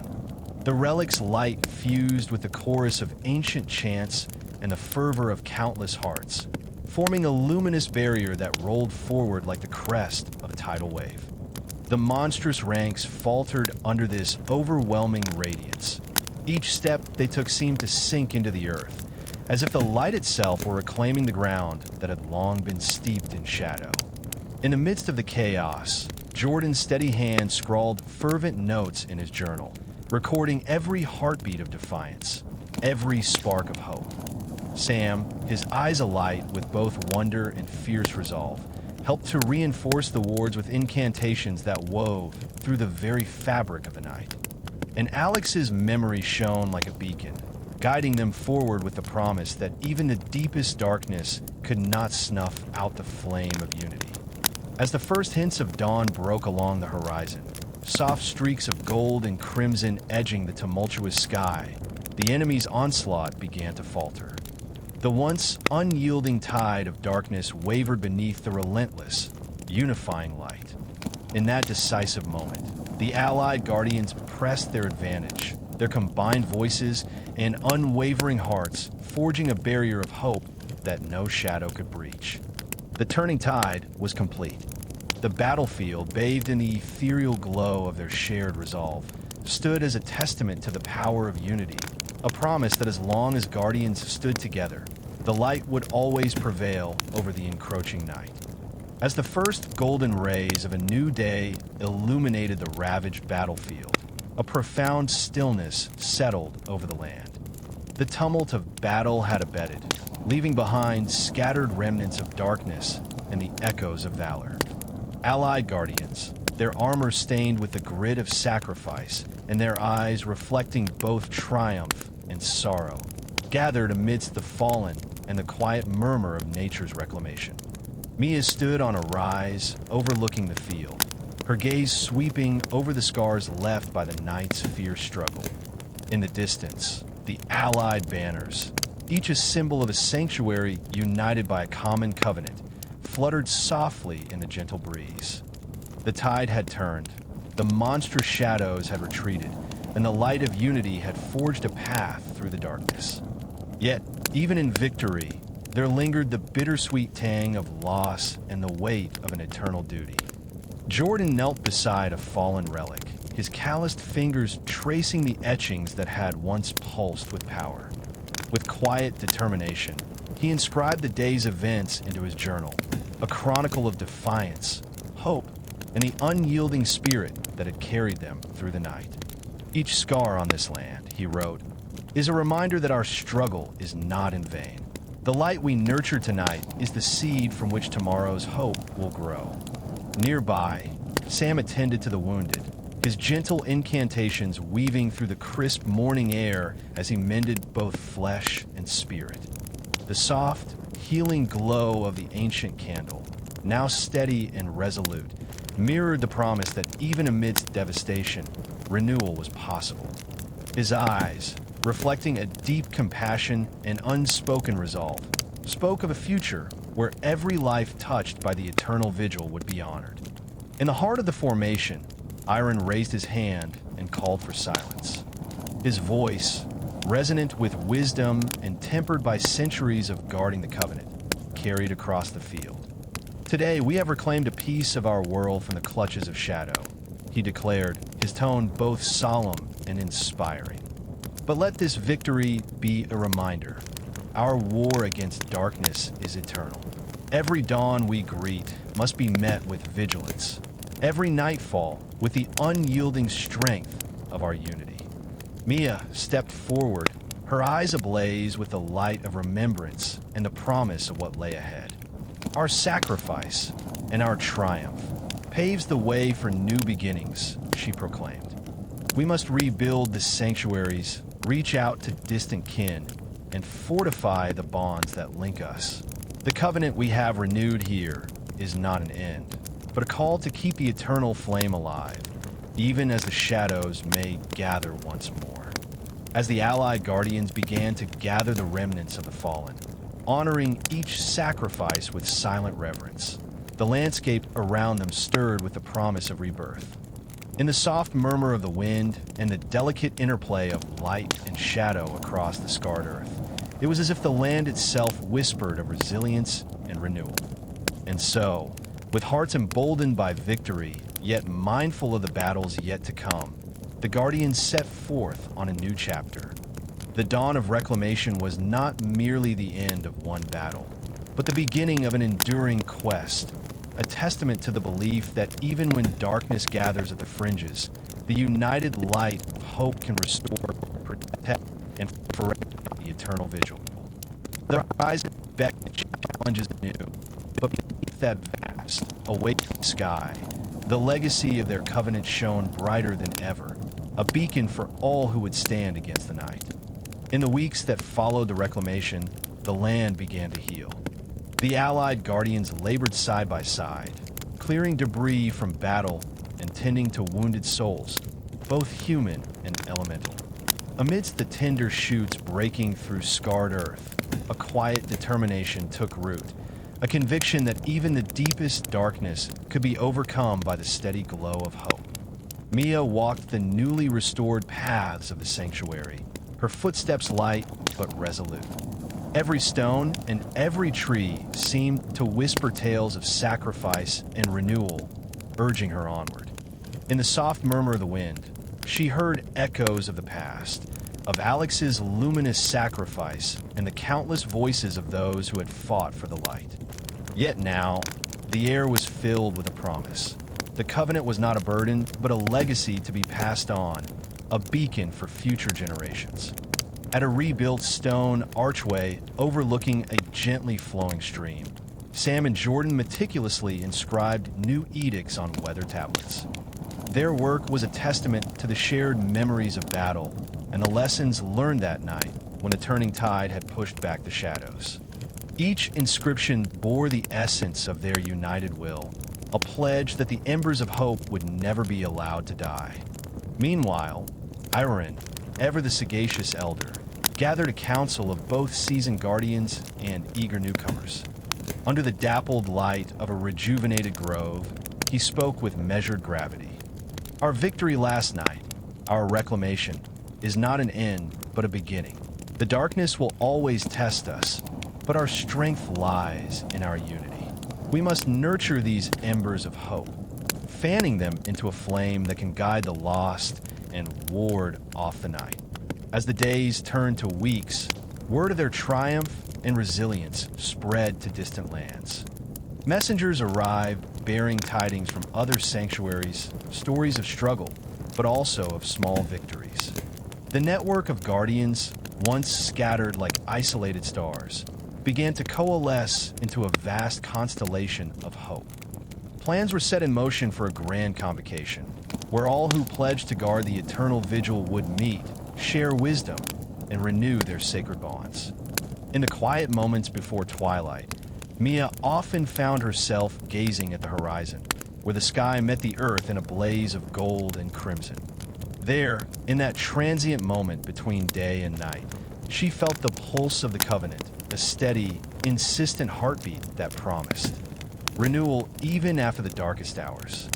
The memory of the battles fought, the sacrifices made, and the unity forged would forever serve as the spark that ignited their determination. And so, as the sanctuary flourished and the embers of hope glowed brighter with each passing day, the Guardians embraced their renewed purpose.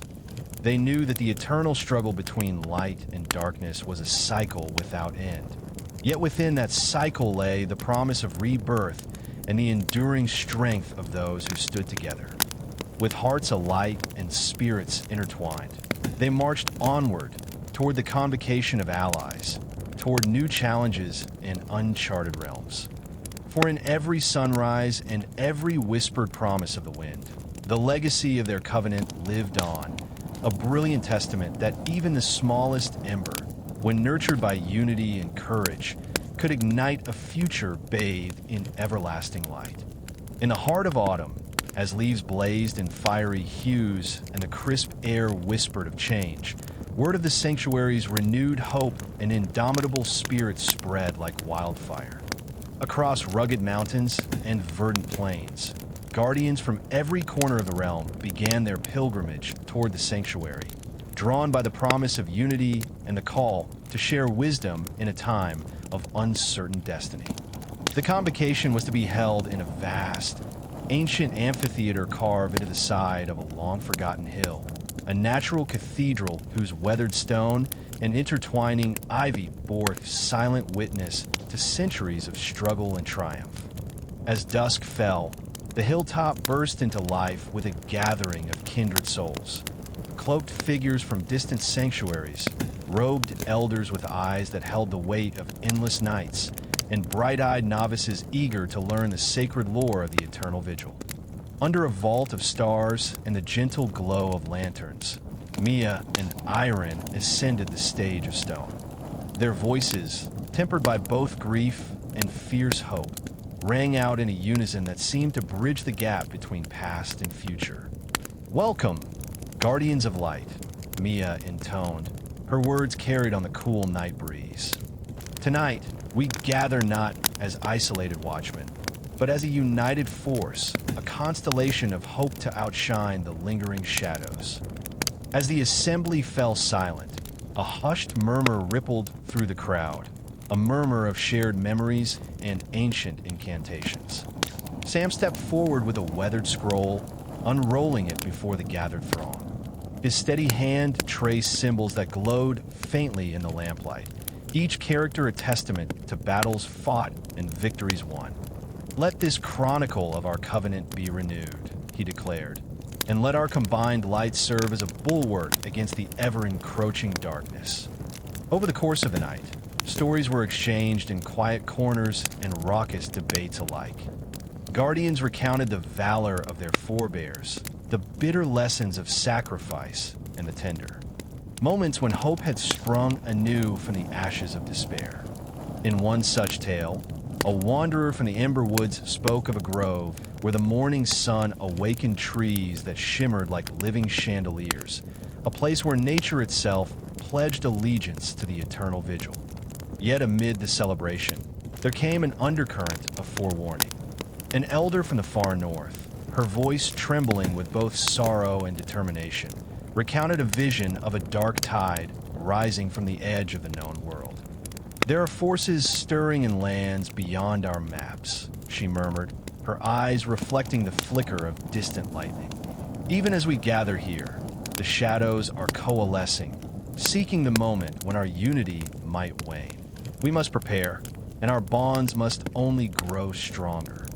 Moved by her words, the assembly resolved to forge not only a renewed covenant, but also a network of communication, a luminous chain that would span every sanctuary and every corner of the realm. Under the ancient oak that stood sentinel at the center of the amphitheater, Mia and Iron led a ritual of unity, inviting each guardian to offer a token, a prayer, a relic, or even a whispered vow, into a great communal chalice fashioned from silvered stone. As these tokens were gathered, the chalice began to glow softly, symbolizing the melding of countless individual lights into a radiant beacon of collective strength. As midnight approached and the silver luminescence of the chalice bathed the gathered guardians in a gentle glow, the great convocation reached its zenith, a moment of silent promise and profound unity. In that sacred hour, every soul present pledged to stand firm against the encroaching night, to share their knowledge and valor, and to ensure that the flame of hope burned eternal. With the first hints of dawn touching the horizon in soft pastels, the guardians dispersed from the amphitheater, their hearts lightened and their resolve hardened. The network they had forged that night would carry forth the legacy of their covenant, a beacon of hope that would guide them through whatever darkness lay ahead. Thus, the great convocation marked not an end, but a new beginning, a chapter in which the collective strength of united guardians would forever be the bulwark against despair, and the ever-glowing embers of hope would ignite a future filled with promise, light, and the eternal vigil of the human spirit. In the quiet aftermath of the great convocation, as the assembled guardians dispersed with renewed purpose, a solemn urgency began to stir in the hearts of those chosen to confront the dark tide whispered by the northern seer. A delegation was formed, a brave contingent tasked with venturing into the frozen expanses beyond the familiar borders of the sanctuary, where icy winds and perpetual twilight concealed an ancient threat. Under a sky of steel and fading stars, the selected guardians gathered near the sanctuary's outer ramparts. The chill in the air was more than the bite of winter. It was a harbinger of the unknown, an omen of the relentless darkness gathering in the frozen north. Mia, her eyes reflecting both determination and a quiet sorrow for the trials ahead, addressed the group in a steady tone. "We stand on the threshold of a new challenge," she intoned, her voice carried by the wind across the snowy plain. "Our bonds forged at the convocation must now be our shield as we journey into lands where even the sun seems reluctant to rise. Remember, our light is not diminished by the cold. It burns brighter in defiance of the darkness." Iron, the venerable guide whose wisdom had long steered the covenant, stepped forward. His weathered face was lit by the soft gleam of a lantern, its flame undaunted by the biting air. In the frozen expanse, he said, "Ancient forces stir. The visions of a dark tide in the north are not mere omens. They are a call to arms. Our alliance must extend its reach. and we must learn from those who have weathered the harshest winters of both earth and spirit. The delegation, clad in furs and armor etched with the symbols of their covenant, set forth with cautious resolve. Their path led them through snow-clad forests where every tree was a sentinel against the bitter cold, across frozen rivers that whispered secrets of bygone eras, and over desolate tundras where the horizon melted into a pale, unyielding mist. Each step was a testament to their determination, every footprint a mark of defiance against an encroaching fate. During the long, silent nights beneath a quilt of endless stars, the Guardians huddled around small, flickering fires.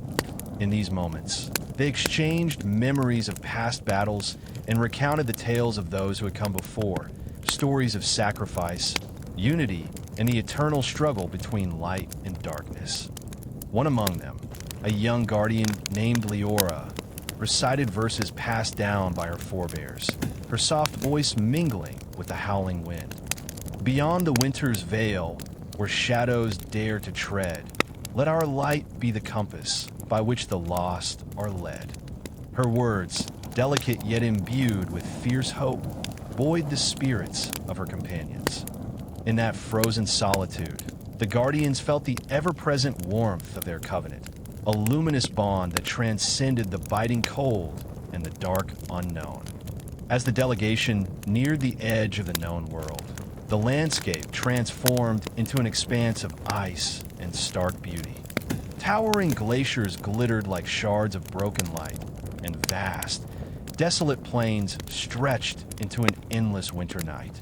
It was here that they encountered the first tangible signs of the ancient threat, mysterious markings etched deep into the ice, and eerie, low moans carried on the wind, as if the very earth lamented its own forgotten sorrows. Sam, ever the chronicler of their journey, carefully documented these strange symbols on a scroll, his handwriting trembling with both awe and apprehension. "These marks," he murmured, "speak of a power that predates even our oldest legends. They warn of a darkness that feeds on the silence of winter, a darkness that must be confronted before it engulfs us all." With each passing day, as the Guardians pressed deeper into the frozen realm, their unity grew stronger. They fortified their spirits with shared purpose and drew courage from the legacy of the sanctuary they had left behind. Their journey beyond the winter veil was not merely a physical trek into inhospitable lands. It was a pilgrimage of the soul, a test of whether the eternal light of their covenant could shine even in the heart of unyielding darkness. At last, on the cusp of a vast, icy plateau where the wind's lament grew into a mournful wail, the delegation paused. In that charged silence, with the frozen horizon stretching before them like a promise and a thread entwined, they knew that their next steps would determine the fate of not only their own sanctuary, but of all who cherished the light. Their hearts pounded in unison, a steady, resolute rhythm echoing the eternal vigil. And so, with the cold wind at their backs and the hope of 1,000 souls lighting their path, the Guardians advanced. Their journey had led them into the unknown, where the embers of their covenant would be tested against the deep, ancient chill of the north. In that moment, as the frozen world awaited its fate, they vowed to stand as beacons against the darkness, a united force, marching onward to reclaim the light. The Guardians pressed on across the barren expanse, their breath visible in the frigid air and their footsteps echoing against endless drifts of ice. After days of arduous travel beyond the winter veil, they finally reached a towering plateau, an immense, frozen wasteland where the very landscape pulsed with an eerie, unnatural energy. At the center of this desolation stood a colossal spire of ice, its surface etched with ancient, cryptic runes that glowed with a cold, malevolent light. The structure, as if grown from the frozen earth itself, exuded a palpable sense of dread. It was here, they believed, that the heart of the ancient darkness resided, a primordial force long dormant, but now stirring with a hunger that threatened to extinguish the light of all Guardians. Mia led the delegation to a ridge overlooking the spire. As the wind howled around them, Iron raised a hand, urging silence. In the distance, the ice tower shimmered under the pale light of a hidden moon, and from its depths emerged a low, sonorous vibration, a heartbeat, cold and relentless. Sam unrolled a fragment of a weathered scroll, its faded ink describing an age-old ritual meant to quell the darkness within such a frozen citadel. The text speaks of an offering, a merging of our collective light to temper the ice and seal away the primordial force, he explained, his voice trembling with a mix of fear and resolve. Jordan's eyes were fixed on the spire as a crack began to form along its surface, widening with each pulse of the uncanny rhythm. "This is it," he murmured. "The heart of darkness calls to us. We must confront it before its power can spread." Gathering at the foot of the icy monolith, the Guardians formed a tight circle. Clutching their sacred relics, the obsidian shard, the ancient candle, and a sigil-etched medallion, they began the incantation prescribed by the ancient texts. Their voices, low and unified, reverberated across the frozen plateau. As they chanted, a beam of pure, radiant light emerged from the relics, converging in the center of the circle like a beacon in the overwhelming cold. The spire shuddered violently as the light touched its surface. Cracks splintered the ice, and the runes blazed with an intense, unholy glow. Then, from the depths of the structure, a figure began to materialize, a towering, spectral entity formed of jagged ice and swirling darkness. Its eyes burned with an icy fire, and it let out a sound that was both a roar and a lament, a cry of an ancient soul roused from a long, bitter slumber. For a moment, the wind seemed to still as the Guardians stood transfixed. Then, the entity advanced with deliberate, crushing steps, each one sending tremors through the frozen ground. Mia stepped forward, her voice unwavering despite the peril. "We are the light forged in unity," she proclaimed, her words imbued with the strength of every sacrifice made before this day. "We offer our bond as a shield against your darkness." As the spectral figure loomed closer, the Guardians intensified their incantation. The radiant energy from their relics swelled, intertwining with the elemental forces of the frozen world. The beam of light expanded, encasing the spire and its dark heart in a cocoon of incandescent warmth, a warmth that battled the bitter cold and sought to dissolve the malignant ice from within. The confrontation reached its climax in a thunderous moment of cosmic balance. Light against dark, unity against primordial despair.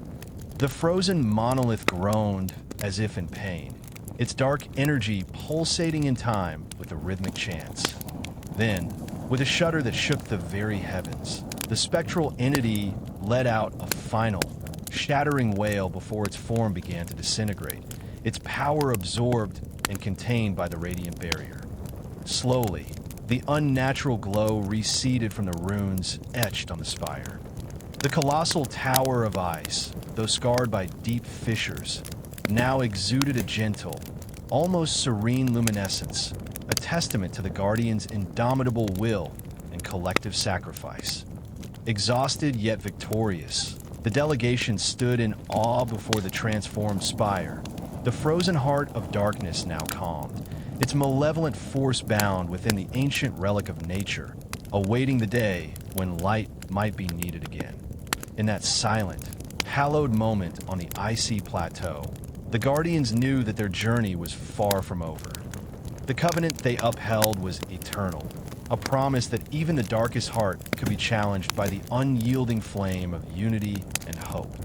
With heavy hearts and a newfound resolve, they began the long journey back, carrying with them the profound lesson that even in the coldest depths of despair, the light of the united spirit can reclaim the frozen shadows. The frozen winds receded behind them as the Guardians began their long, somber trek back across the tundra. Every step was etched with the weight of their hard-won victory, and yet in their hearts glowed the quiet assurance of unity. The spire, the frozen heart of darkness, loomed in the distance like a scar upon the land, its fissured ice now a testament to both ancient malevolence and the redeeming power of their collective light. In the soft, tentative light of a waning winter sun, the delegation pressed on. Along the way, they paused by glacial streams that whispered forgotten legends, and beneath snow-laden pines that bowed in silent reverence. In these moments of solitude, each guardian found time to reflect. The struggle had tested them in ways that went beyond physical endurance, stirring deep currents of courage, grief, and hope. Mia walked in quiet contemplation, the memory of the spectral entity's final, shattering wail still echoing faintly in her mind. She recalled the faces of her companions, etched with determination and compassion, and felt the unspoken promise of their covenant, a promise that even when shadows reawakened, the light of unity would prevail. With every measured step, she resolved to carry that flame into every dark corner of the world. Sam and Jordan, sharing quiet conversations by small fires along the endless white plains, meticulously recorded their journey. Their notes were not just accounts of hardship, but chronicles of the living spirit that had turned despair into a beacon of hope. Each inscription in their leather-bound journals became a testament to the enduring power of shared purpose. Iron, ever the sagacious elder, often paused to gaze toward the distant horizon, where the sky melded with the frozen earth. His eyes, deep with the wisdom of many winters, conveyed the understanding that their victory at the spire was but one chapter in an unending saga. The darkness, he would murmur, may always lurk at the edges of our world, but so too does the light that we kindle together. As the familiar contours of their homeland began to emerge, frost-kissed forests and meandering streams reclaiming their place in a thawing land, the Guardians felt a collective sigh of relief. Their journey home was a pilgrimage of renewal. Every step brought them closer to the sanctuary that had been their stronghold of hope and unity. Upon returning, they were met by the quiet bustle of the sanctuary and the warm embrace of those who had guarded its flame in their absence. The news of their triumph and the lessons from the frozen north rippled through the network of allied sanctuaries, binding distant guardians with an unspoken promise of solidarity. Under the ancient willow, in the soft light of a new day, the guardians gathered once more. They shared stories of their ordeal, and in each narrative was woven the reminder that the battle between light and darkness was eternal, and that every victory, no matter how hard won, was both an ending and a beginning. In that sacred moment of reunion, as the sanctuary hummed with renewed energy and the quiet murmur of hope, they pledged to keep the light alive. For though the journey had been fraught with bitter cold and ancient shadows, their return signified something greater than mere survival. It signified the unyielding promise that, united in spirit and purpose, they would forever stand as guardians of hope against the unending night. In the days following their return, the sanctuary buzzed with quiet anticipation. Although the guardians had journeyed back through frost and shadow, the echoes of their northern trial continued to resonate in every whispered word and every measured step. Under the ancient willow's protective canopy, a new ceremony was planned, a ritual not of battle, but of renewal, remembrance, and preparation for what might yet come. Mia led the gathering in a clearing newly cleared of the winter's residue. Here, beneath a sky slowly shedding the chill of lingering frost, the elders and the new guardians sat in a circle. The atmosphere was one of reflective calm, a gentle pause after the storm, a moment to gather the scattered embers of their collective experience into seeds of future strength. Sam unrolled a fresh scroll, its parchment soft with the promise of renewal. With careful, deliberate strokes, he began to inscribe the lessons of the frozen north, the power of unity, the price of sacrifice, and the eternal vigilance required to keep darkness at bay. These words, he murmured, are not simply a record of our past, but a blueprint for the future. Let them serve as our guide until the next nightfall challenges our light.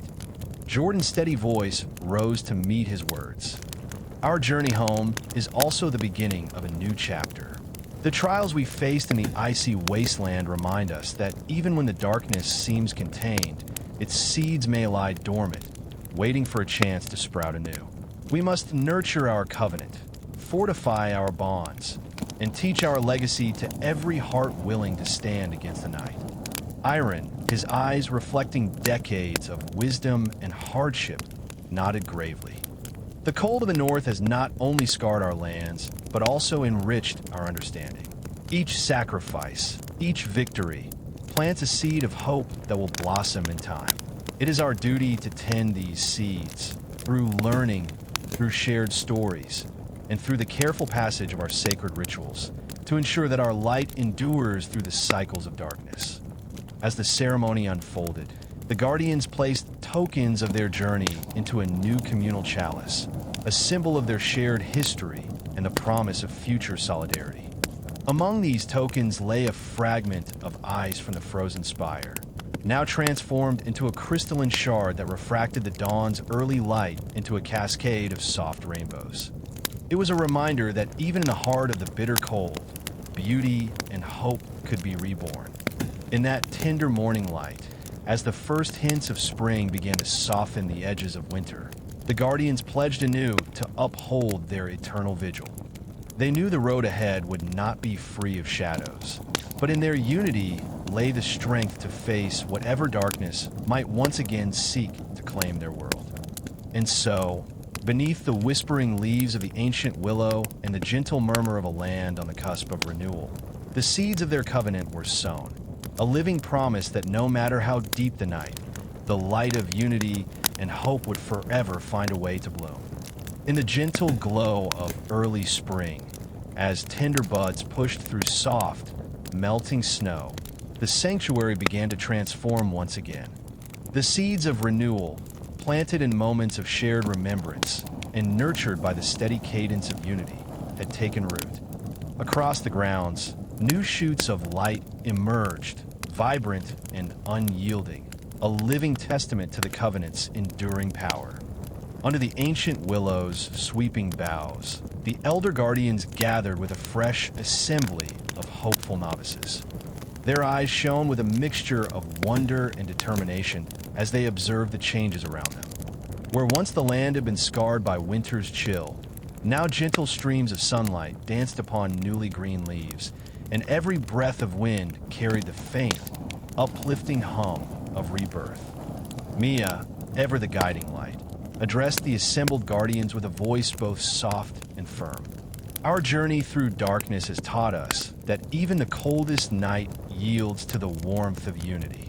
Today, we witness the fruits of our sacrifice and our strength, new life flourishing where despair once reigned. Her words resonated deep within the hearts of all who listened, affirming that the legacy of the covenant was not static, but an ever-evolving flame passed from one generation to the next. Sam unfurled a delicate scroll, freshly inscribed with the lessons of their past struggles and the promise of tomorrow. As he read aloud, his voice wove a tapestry of memories and hopes, tales of ancient battles, of surf that had turned the tide on the frozen spire, and of the enduring vow that no shadow could ever fully smother their light. Each word kindled a spark within the new guardians, a spark that would soon grow into a fierce, unyielding flame.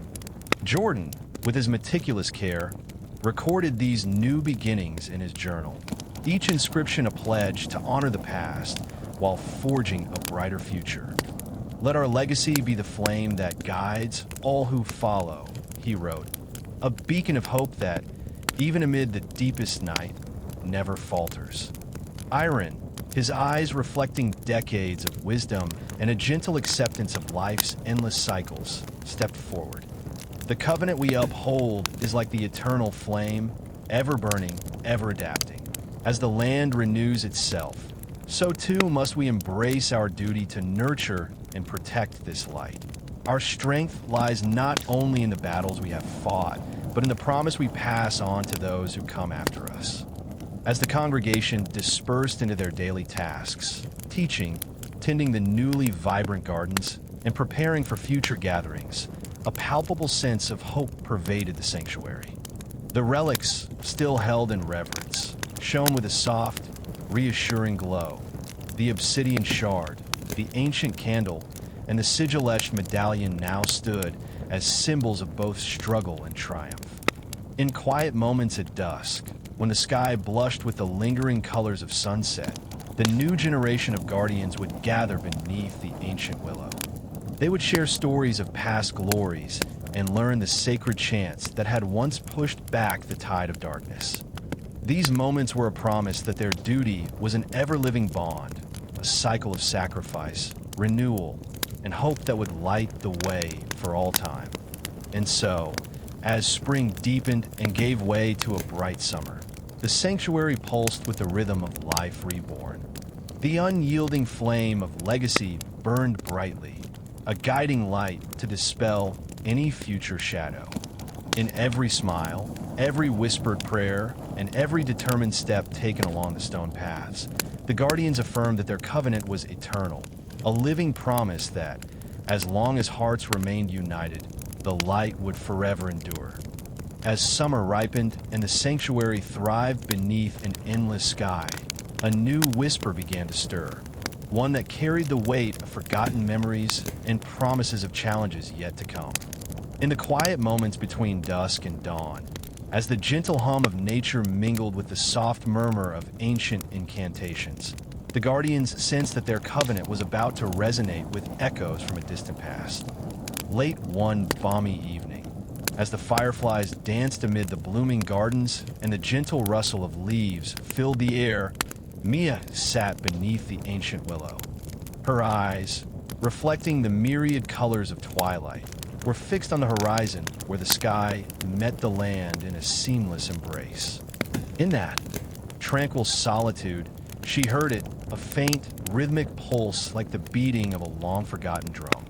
It was as though the very earth was whispering a secret, urging her to listen. Elsewhere in the sanctuary, Sam and Jordan pored over newly uncovered manuscripts hidden within the ancient library. The fragile pages spoke of a time when guardians of light and shadow walked the same earth in uneasy harmony, a cycle of unity and strife that had shaped the destiny of realms long before their own covenant was born. Their findings hinted that the unyielding flame of legacy was not merely a modern beacon, but a rekindling of an eternal promise passed down through the ages. Iron, ever the wise elder, convened a council under the star-strewn sky. In the cool night air, with the soft glow of lanterns and the gentle murmur of a flowing stream as their only companions, he addressed the assembled guardians. "There are echoes from our ancient past," he intoned, his voice steady and resonant. "They speak of cycles, of times when the veil between light and darkness thinned, and when the sacrifices of our forebears ignited revolutions of hope. We must heed these echoes, for they are the prelude to the next chapter of our journey." Mia felt the stirring of destiny in her heart. "Our legacy," she whispered, "is woven into the fabric of time itself. The lessons of old are calling us to remember, to learn from the trials of those who came before, and to prepare for a future that may yet test the strength of our covenant." The council resolved to embark on a new quest, a journey to the ancient sites mentioned in the manuscripts, scattered across a landscape that was as much myth as it was reality. These sites, said to be cradles of primordial power, held the memories of lost guardians and the secrets of unity that had once kept the darkness at bay. In traveling to these sacred places, the allied guardians hoped not only to reaffirm their covenant, but to unearth wisdom that would illuminate the path ahead. Thus, with hearts emboldened by both past triumphs and the quiet urgency of destiny, the guardians prepared for a pilgrimage that would span distant lands and echo across the ages. As they gathered their relics and inscribed new vows into the living chronicle of their order, the sanctuary itself seemed to shimmer with anticipation. a silent promise that the eternal flame of legacy would guide them no matter how far they roamed. Under the watchful boughs of the ancient willow and the gentle glow of an eternal sunset, the journey into the echoes of history began, a step toward unearthing the truths of a shared past and forging the unity that would light the way through whatever darkness the future might hold. Under a sky painted with the hues of twilight and remembrance, the Guardians embarked on the final leg of their sacred pilgrimage. Their journey through ancient, myth-shrouded sites had revealed long-hidden truths, relics and inscriptions that wove together the tapestry of their forebears with the promise of a future safeguarded by unity. At crumbling altars and beneath colossal monoliths, where the whispers of the past danced on the wind, they uncovered secrets that illuminated the eternal struggle between light and darkness. In the ruins of an age-old temple, Mia and her companions discovered a mosaic depicting the first Guardians, the original bearers of the Covenant, whose sacrifices had sparked the unyielding flame that endured through countless ages. As they pieced together the faded images and worn inscriptions, a profound understanding blossomed among them. The echoes of history were not mere relics of sorrow. They were guides, urging every generation to embrace both the pain of loss and the power of hope. Iron, his voice laden with both pride and wistfulness, proclaimed, "Today, we merge the wisdom of the past with the resolve of our present. Our legacy is not confined to memory. It is alive in every heartbeat, every prayer, every shared moment of light against the encroaching dark." In that sacred convergence, the ancient Guardians and the new united as one, forging a bond that transcended time. With relics bathed in gentle luminescence and a renewed vow echoing through the ages, they sealed their covenant anew, anchoring their collective destiny to the eternal promise of hope. As the first blush of dawn crept over the horizon, the sanctuary and its allies stood transformed, not as remnants of past battles, but as living beacons of resilience. The long, arduous pilgrimage had culminated in an understanding that the fight against darkness was an endless, yet ever-renewing cycle. In the quiet aftermath of their convergence, the Guardians gathered beneath the ancient willow, whose boughs now shimmered with the light of both memory and promise. Mia's eyes, reflecting the soft radiance of a new day, conveyed a message to all. The eternal vigil was not a burden of ceaseless sorrow, but a testament to the strength of unity, compassion, and the undying spirit of hope. Our journey has taught us that every ending carries within it the seed of a new beginning, she declared.